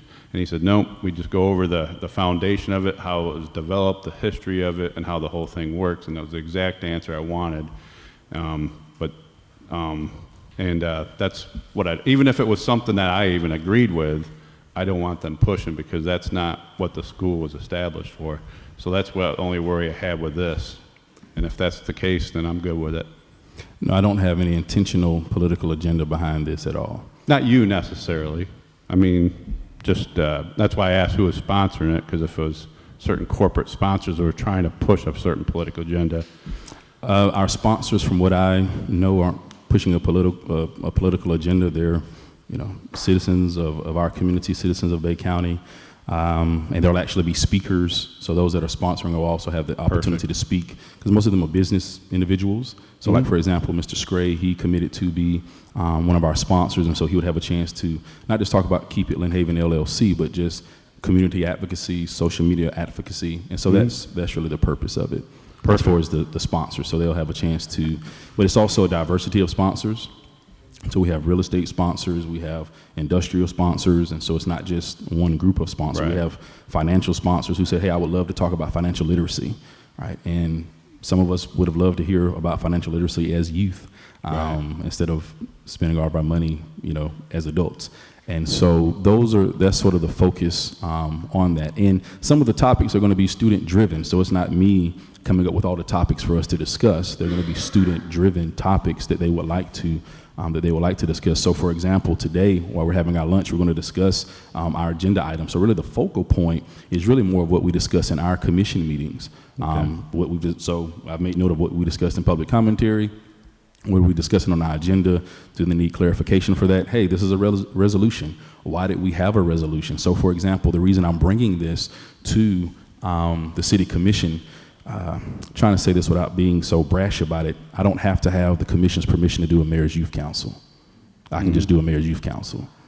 However, I would like for this to be something ongoing for our city, so that when I'm no longer mayor, then the next mayor can't say, well, that was his initiative and his agenda, so I don't have to do that, because it's important for our young people to be engaged. So that's why I'm bringing it to the commission. So and I've even told the students, if you vote no, and I'm not trying to put any pressure on you, so don't think I'm doing that we're still going to move forward to Mayor's Youth Council. It just won't necessarily be a Lynn Haven sanctioned council. It would just be under the auspices of Mayor Nelson at that point. So that's the agenda, is to really get our youth engaged so that they can participate and be a part. And part of this was inspired from our debate that we had at Mosley last year, when the governmental instructor there, as well as the principal, asked, what can we do to get our youth more engaged? What can we do to get our students more engaged? And so then, it's like, okay, hey, there's Mayor Youth Councils. And so doing the research on that, saw that Destin, Niceville, other cities in our locale, as well as cities down south, have the Mayor Youth Councils. And it's an exciting and fun opportunity for our youth to just, learn more about government. As we mentioned, why aren't more people out voting? Why aren't people out more engaged? And so even when people ask me, why are you, involved in government, it started as a child, because I was introduced to the political system as a youth. No matter what side I was on, I was introduced to it. So it was something I was engaged in, and something that was enlightening for me. So. No, I think it's vitally important, and you're right. I wish more residents would be engaged with the local government. I'll bring up the example of the charter. There's hardly any residents that showed up to that, and that wasn't my vision. My vision was a whole bunch of residents would show up and provide their inputs, and that's what I would like, and we have to start with our Maybe we news. should bring the revisions to the spring concert. So, no, I think that's good. Okay. Any other questions? Mayor, if I may, is there a guideline for the council, like through Florida League of Cities or anything like that, as far as what's been done before, or what we're going to educate them on? Yes, and so got with city attorney. I provided some ideas that I thought that we wanted, to be particular for our vision and mission here, which is to basically develop future government and community leaders, because we're not trying to encourage everyone to become a commissioner, because We're they're just only trying to expose them to city government. right, city government as well as just the community in general, because there are only 5 seats up here, so everyone can't become a commissioner or the mayor, but everyone can get engaged in the community, and so that's sort of our driving vision. Ideally, and I'll tell you sort of where this dwindled down to is I had a vision for Lynn Haven 101, and I talked to the city manager about this, was creating a Lynn Haven 101 where we could bring in our adult citizens and introduce them to all the different departments and different things that we had. And so that's still part of the vision, is to create a Lynn Haven 101. But then I said, well, youth might be a little more amicable to be a part of that. And so then this is really designed to be like a Lynn Haven 101, if we were to think of it sort of in that idea, that the topics, like today we're discussing the city commission meeting, orientation. Going to take them back over to City Hall, introduce them to the staff that is there, sort of what their functions are. And then at a later date, staff will come in and speak to them, telling them what they do, what their jobs are, how they're impacting and affecting the city, what decisions they make. And so that's sort of the vision for it, is to be a Lynn Haven 101. But again, some of it is to be topic driven, because if I come up with the ideas, I'm going to come up with what I think is interesting to the kids versus what are things that they're concerned about and questions that they have. So we're going to have some, again, the topics are going to be the orientational, or the topic of the day would be what speaker is coming. But then also the discussion will be driven by what the youth find interesting that's happening within our community. And so that's sort of going to be the vision behind that. But we did confer with other, I know city attorney did go and confer with other youth councils, and we did look at the Florida League of Cities, how to develop youth councils. They actually give us an outline of what to do in each meeting. Sir. Yeah. And so that's what we're following. So like for first meeting, they suggest orientation. And so we're doing that for orientation. Second meeting, they say, talk about your officers, who's the president, vice president. So I was thinking, okay, who will be the junior mayor, who will be the junior commissioners, things of that nature. So we are following Florida League of Cities suggestions for how to organize the youth council. And then once, if we pass this, then I would update the Florida League of Councils that we do have, or Florida League of Cities, that we do have a youth council here in Lynn Haven. Yeah, there are resources on the League of Cities website, guidance, resources, examples from other cities and communities, so all that's on the league website.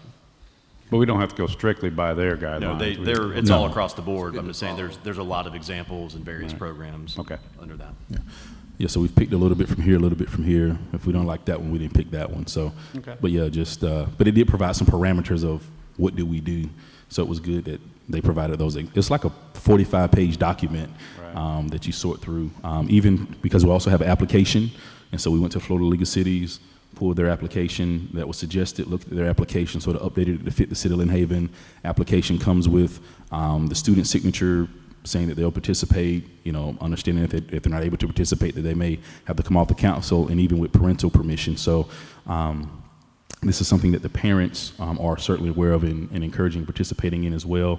I know there was some concern that came to me regarding the selection process. The schools are the ones that do the selection. So the schools are the ones, so the students that we have been selected by the school. As I mentioned Friday, just as the mayor, since it's the mayor's youth council, we'd just like to reserve the right, if I wanted to add a student to that, to what the school has already submitted.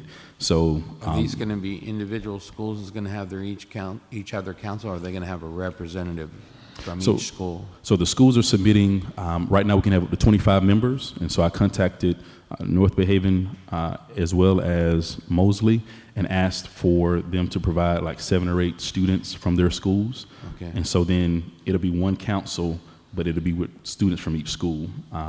And I think the way it's written, that we said you can be a citizen of Lynn Haven, which also means that if Rutherford or Bay has students that are living in Lynn Haven, but for whatever reason choose to attend Rutherford or Bay, or even Arnold, then those, as well as our homeschool students, then you would also be qualified to be a part of the Mayor's Youth Council. So either attend high school in Lynn Haven or you're a resident of Bay Haven. So if you live in Southport and you go to Bozeman, then you wouldn't be able to be a part of the Mayor's Youth Council. Right. But again, it's, the schools are the ones that do the selecting because they know the students, but there's still an application process even with that.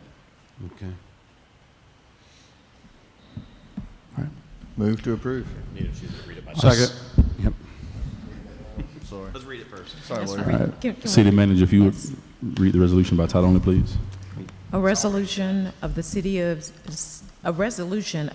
Commission of the City of Lynn Haven, Florida, creating the Mayor Sheffield Youth Council, providing for and purpose and duties, providing for eligibility, terms and appointments, and providing an effective date. Thank you. So there's a motion by Commissioner Aldridge, second by Commissioner Ward. Any discussion from the public? Ms. Fields? My leg fell asleep Ms. sitting there. Sheffield's here. Give me a second. Introduce her. Although I'm not in disagreement with this proposed plan, I would like to offer a more inclusive and efficient means to obtain this plan. I like the plan. I think my original objection was the restrictions I heard on Friday, and you did a very good job of expanding, how it's going to be selected. With that in mind, I think that a few ideas that we need to look at, we need to expand the opportunities for youth field trips and recreational activity, making city meetings an option and not a requirement.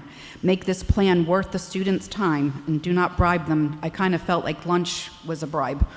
A few solutions to educate students on how the city is run is to have the students attend a few meetings with parental supervision. Another option is, during the daytime, set up trips to visit the police department, the fire department, public works, or go walk and explore the park and recreation sites. Get a full view of the city instead of just a partial narrative. If you're going to take on the role of educator, truly educate the young on the city and its existing problems. They will see the positive and the negative. Also, why stop at a handful of students? Make it extra credit or have the school put a name to it. Make everyone invited so that you're not segregating other students by hand-picking them. I thought that this was very important, and I felt that your proposal to just pick 25 was a little bit limited, but of course, still picking 25, sometimes you're lucky to just get that amount, so I get that too. In my opinion, if you're going to start a youth group, extend your knowledge and positions, and you go to them as well. Meet them on their territory instead of an intimidating environment, and add this idea to the field trips, and you have a nice combination. Lastly, please keep in mind that politics, and that is what you are exposing these children to, is often seen as hostile territory. Many times there is a lack of open, fair, and reasoned discussion, and we see that all the time. You will be exposing these students to lack of civility. This is why I offer these added ideas to the mix. So if you're going to honor Miss Sheffield, and I think we all should, do it with pride, and again, make it a program that is very diverse, very open, and adds a little bit more than just coming to these meetings, listening to us, and sometimes we do argue. But make it a good meeting, make it an experience that they will want to engage in into the future. Thank you. Thank you. And that is actually part of the plan, is for them to visit those different places and to be a part of it. When it comes to the hostile environment, that's the reality in which they're going to be living in. So the world we live in, if it's hostile in here, that's because we bring hostility in here. The building itself isn't hostile, it's what we bring into it. And so we're just, exposing our citizens to this. Excuse me, Ms. Moore, thank you. So I think it will be due to us to make sure that we are civil, that we're not hostile. And I certainly try to present myself that way at every meeting. I can't speak for everyone else, but that's sort of my objective, is when we talk about decorum, is to be civil and not hostile. So, but thank you for your comments. Additional public commentary? Mr. Bostic, he was next.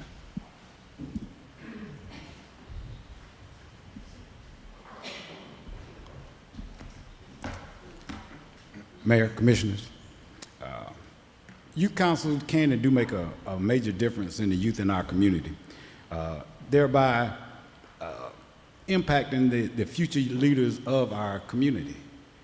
I think it was disingenuous for people to make the accusation that there's a political agenda behind this or a personal agenda behind this. I asked the question, after some discussions you hear in this chamber, do you really want your children to come in here and see this? See adults acting worse than the kids? Taking pointed shots at individuals for no other reason that they don't like what they say or who they are? I think your vision of a youth council is spot on, Mayor. I think that's something that's needed not only in Lynn Haven, but in every municipality in Bay County. And so I encourage you to stick with your vision. Keep driving. Keep driving. Again, you're always going to have detractors, but don't let them distract you. Do what you do. Thank you. Thank you. Ms. Harris.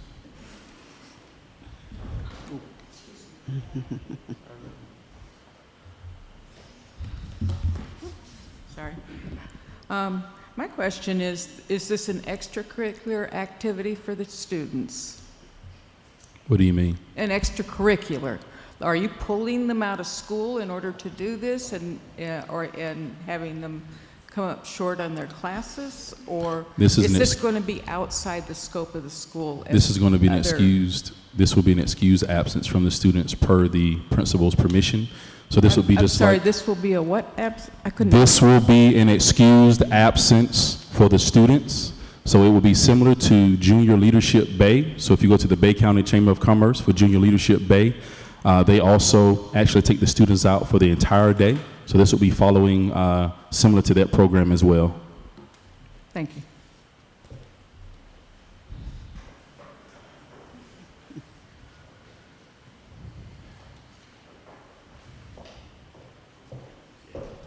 I think it's an excellent idea because of the fact that we need people to get out and understand that they have the right to vote and should be a part of this democracy.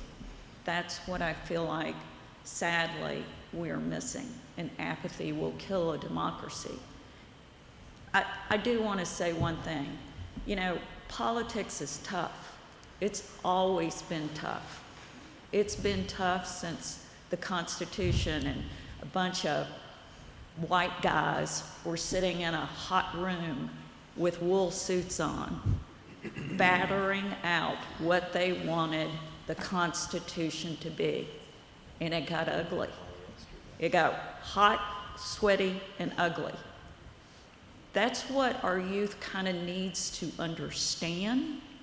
But how do you come to a place of compromise? We've lost that ability.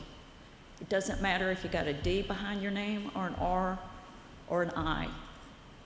You need to learn how to get to a place of you're not going to get it all. That's not the way the world works, and that is not what the Constitution promised. We have to get back to a place of saying, you'll get something, I'll get something, and the people will get a lot. So, just sitting in here today and listening to comments and the policy that you put forward, not really a policy, but a handout, disruptive behavior shall not be tolerated. And that means all disruptive behavior. And leadership needs to adhere to what they hand out. Thank you, Mayor. Thank you. Charlotte.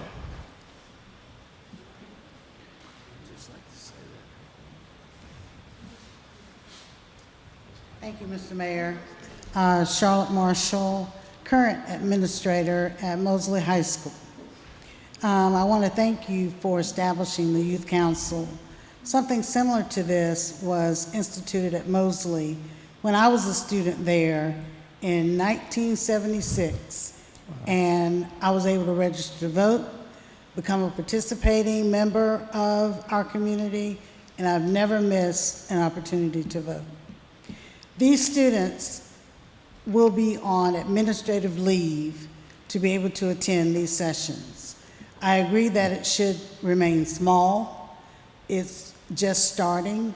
It's something you can build on, but being at the school every day and seeing how the kids really are, I think it's best to start small at 25 students. Also, the students that the principals selected are students who can handle this opportunity. They may miss class for a few hours that day, because we're not talking about every single day. They'll miss class that day, but they're fully capable of making up any work that they miss. So it's not really a disruption, it's an addition to their school day. I also disagree with the young lady that said to move it around the county. Well, you're talking about students from different areas of the county, and the best thing to do is to keep them in a central place. Also, if I may, go back to the splash pad sign. I think the commission might want to do some research. The pavilion at Leon Miller Splash Pad, the city actually named the March Green Pavilion. Mr. March Green was a prominent citizen at the time the pavilion was built, and it was named in his honor. So it might be better to find a separate location for the splash pad sign once it's put back up. The last thing I want to say is this. I've lived in Lynn Haven for 64 years. I'm 64 years old. I'm Sharon Sheffield's daughter. I've had to be involved in the community because that's how Mom raised us. We have been given, so we have to give back. I want to pose this question to those who have issues with our city manager. Do you know the names of all of the city managers in Bay County? I guarantee you do not, but you do know one, Vicki Gaynor. You know who the city manager is for Lynn Haven. You know why? She's visible. She's out there doing her job and representing the community. Thank you. Thank you.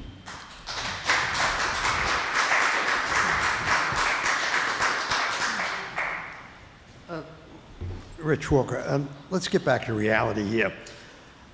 It's noted in this town that the children do one thing. They go to high school, they graduate, they leave, and they don't come back. You also know this. These meetings are streamed. How many children are at home right now watching this? You also know this. The British and the Japanese have open meetings, their commissioners, whatever they do in their parliament. They sometimes come over the counter and punch each other out. People see this. The children should be allowed to see what their government does. There's nothing wrong with that. If this takes off, and listen, the children are our responsibility. That's what this is about. So if you're making an initial try at something, see how it works. See how it goes. They might not come. They don't watch it. They're trying to avoid the TVs right now because the pandemic is over and they're out now free. They're not going to pay attention. If they do, maybe one or two, you've saved one or two. You've made a try. Good try. Thank you. Thank you.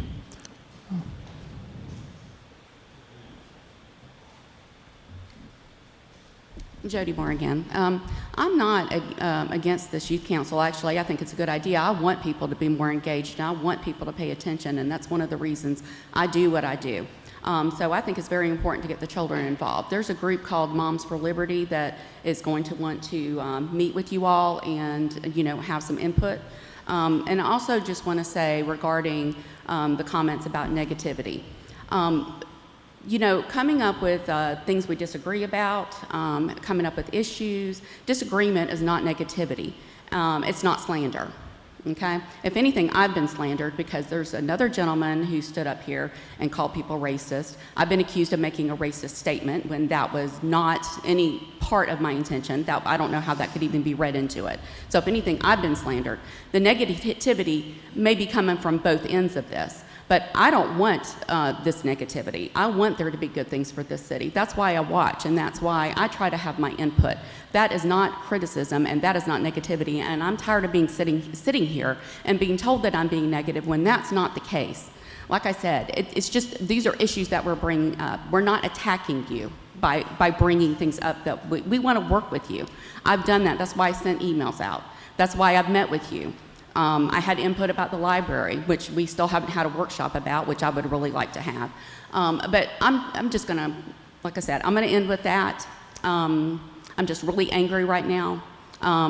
It just seems like there's a certain group of people that are, you know, it's like, okay, we'll listen to you, but then if you disagree with us, we're not going to listen to you over here. And that's not the way government should work. And I don't want the kids to see us fighting. But like other people have said, you know what, government can be messy, democracy can be messy.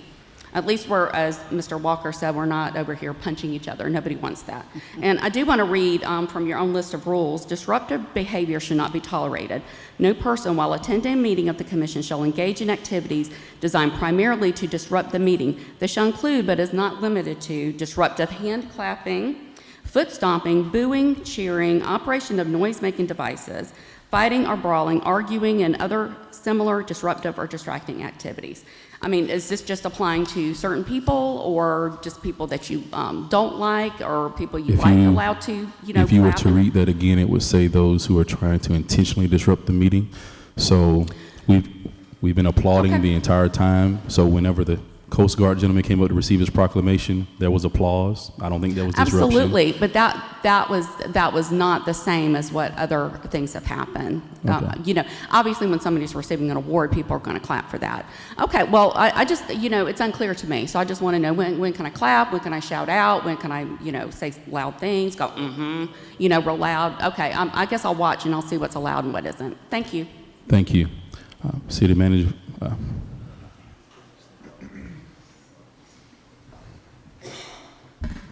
Hello, I'll be brief. I was out. Could you state your name and your address, please? Oh, I'm sorry. Troy Griffin, 1518 Delaware. I have been watching the meeting, and of course I've seen the disruption, and I've seen these things, the accusations, and I can say that I have been to meetings, and this isn't the worst of it. People don't get along. I have seen my parents fight, but they're still married and they still love each other all the more. But you will disagree in some things. So I'll leave that alone. But I will say with the youth group you have placed here, Mayor, might I commend you for doing that. I have looked at it. It is a 3.0 GPA, so that means you're not going to be having an issue with missing class because you already have met a certain criteria, and it shouldn't go underneath it because it will be checked every semester. And so there's other rules in there that will be protecting the students. I don't feel like my day has been disrupted, especially of course because we're going into testing. But I do commend you, and I just wanted to say that I respect all of you and I thank you for the opportunity. So on behalf of the youth that are here today, we wanted to just commend all of you, Council, for presenting this idea. Thank you. Thank you.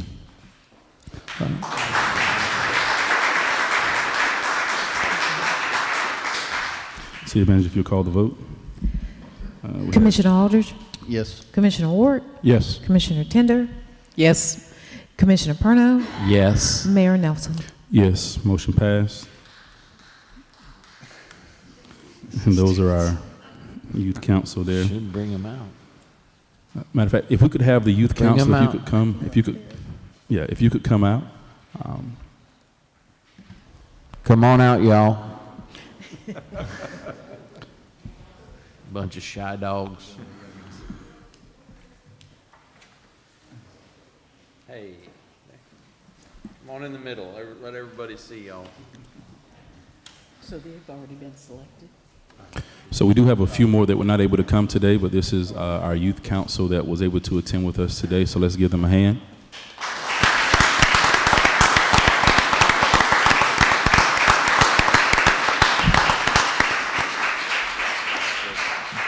All right, thank you. And afterwards, you'll be taking a picture with Mayor Sheridan Sheffield, okay?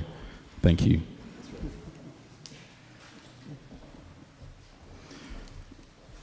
This time we have this agenda item number 12, discussion and possible action to give city employees July 5th off.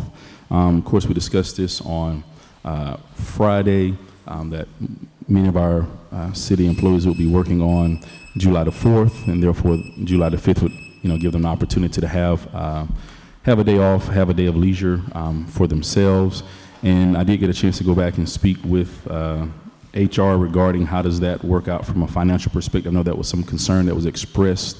However, in talking with some citizens from the community as well as with HR and the city manager, we would not be spending any extra funding on them having a day off. So it's not like you're getting a day off and we're paying you extra funds for having a day off. It's just the fact that they wouldn't be working on that day. And so if they were working, we'll be paying them the same thing. And if they're not working, they will be paying the same thing. So I know there was some idea that maybe we could not give them the day off, and even on the next agenda item with the Juneteenth, that we could not give them the day off and then provide that in some type of raise. Well, if they don't have the day off, then that's their leisure day. So there would not be any opportunity for increase in income just because they're not taking that day off. So it would just be the city being closed for that day, or however those schedules would have to work to accommodate that. Motion to approve. Second. All right, motion by Commissioner Ward, second by Commissioner Perno. Any discussion from the public? City Manager, if you'll call the vote. Commissioner Ward? Yes. Commissioner Perno? Yes. Commissioner Aldridge? Yes. Commissioner Tender? No. Mayor Nelson? Yes, motion passed. Agenda item number 13, discussion and possible approval for Juneteenth to be an official holiday for city employees. Similar to agenda item number 12, yet different, is that with this agenda item, or with this day off, it allows our employees to have an extra day during the summer, because we do know that there are other, and Commissioner Ward, thank you for putting together that spreadsheet. I had all that information, I just didn't put it in this spreadsheet format, so thank you for that. So if you remember the list of holidays that we saw that different governments, federal, state, as well as other local municipalities honor, there are a couple of local municipalities in Bay County that honor or that recognize Juneteenth as a city employee holiday, and there, of course, it's a federal holiday. The state doesn't recognize it, but other municipalities, even throughout the state of Florida, do. And so with this holiday, again, it would give our employees an opportunity to spend a little more time with their families, if they choose to do that. They can stay at home or they can stay in the bed all day, but it would be another day in the summer to allow them to do that. When I've spoken to some of the employees, they would rather have a summer day than maybe a fall day. I mean, we could look at Columbus Day. You also have President's Day that's in February. You also have our Founders Day, which hasn't been officialized yet, but we're working on that with the city manager, but that will be in January. Some of you mentioned Emancipation Day for Florida. That would be May 20th. And so those other days almost conflict with other holidays or may not be conducive for them. And so that's why we looked at June 19th as a day that they could have in the summer. So then they would receive Memorial Day, then they would have June, then they would have a day off in July, and then they would work hopefully all of August, and then get the day off, have the Labor Day as well. And so that's my proposal. Any further discussion? I'm with you, Mayor. I think that if we're going to give people a day off, let's do it in the summer, not in January or February where it's cold and no one wants to get out and do anything. Let's look where it's some warmer months maybe. But I'm all for it. You made a good argument on Friday. Municipal government cannot pay many times what bigger municipalities or what private sector can pay, and there has to be other benefits, aside from health benefits. I know we have health benefits in retirement, which you don't see much in the private sector anymore. But this would, allow people to say, hey, look, they care about their employees. They're trying to take care of their employees. And yes, I may be making, X amount of dollars less in this other position, but I don't have the days off at this other position. And that means more, to some people than the money. So I think it's a great idea. Any further discussion? All right, is there a motion? Motion to approve. Second. All right, motion by Commissioner Perno, second by Commissioner Aldridge. Is there public discussion? Yes.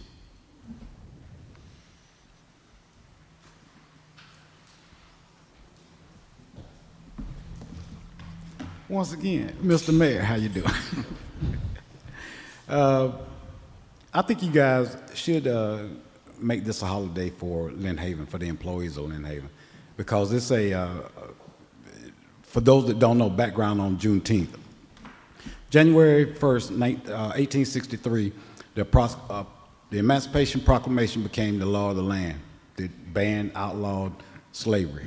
Well, in case you don't know, it took until May the 20th of 1865 for the word to get to Tallahassee that the slaves were free. It took until June 19th, 1865 for the word to reach Texas, the last holdout in the country, that slavery was over. Now, we know why we celebrate Christmas Day. We know why we celebrate Memorial Day. We know why we celebrate President's Day or Independence Day. And we celebrate June 19th for that same reason. It marks a tremendous day in American history. And so we honor our city employees by giving them the days off like that. I think that's one of the reasons behind it, other than it's a national celebration. And while our state as a whole, as a legal entity, might not recognize it or give the state employees the day off, I think the municipalities across the state that do, I think they're on the right side of history on this one. And so I encourage you here in Lynn Haven to be on the right side of history as well. You guys do a fantastic job. Yes, we argue back and forth, but guess what? At the end of the day, we still all family. And what affects one affects us all. And so I encourage you to approve this, and I think you'll come to enjoy it. And if you don't have anything else to do, on June the 18th, come out to Rosenwald High School and watch the celebration. And if you still don't have anything to do on June 19th, on Father's Day, on that Sunday, come on out to Tommy Oliver Stadium.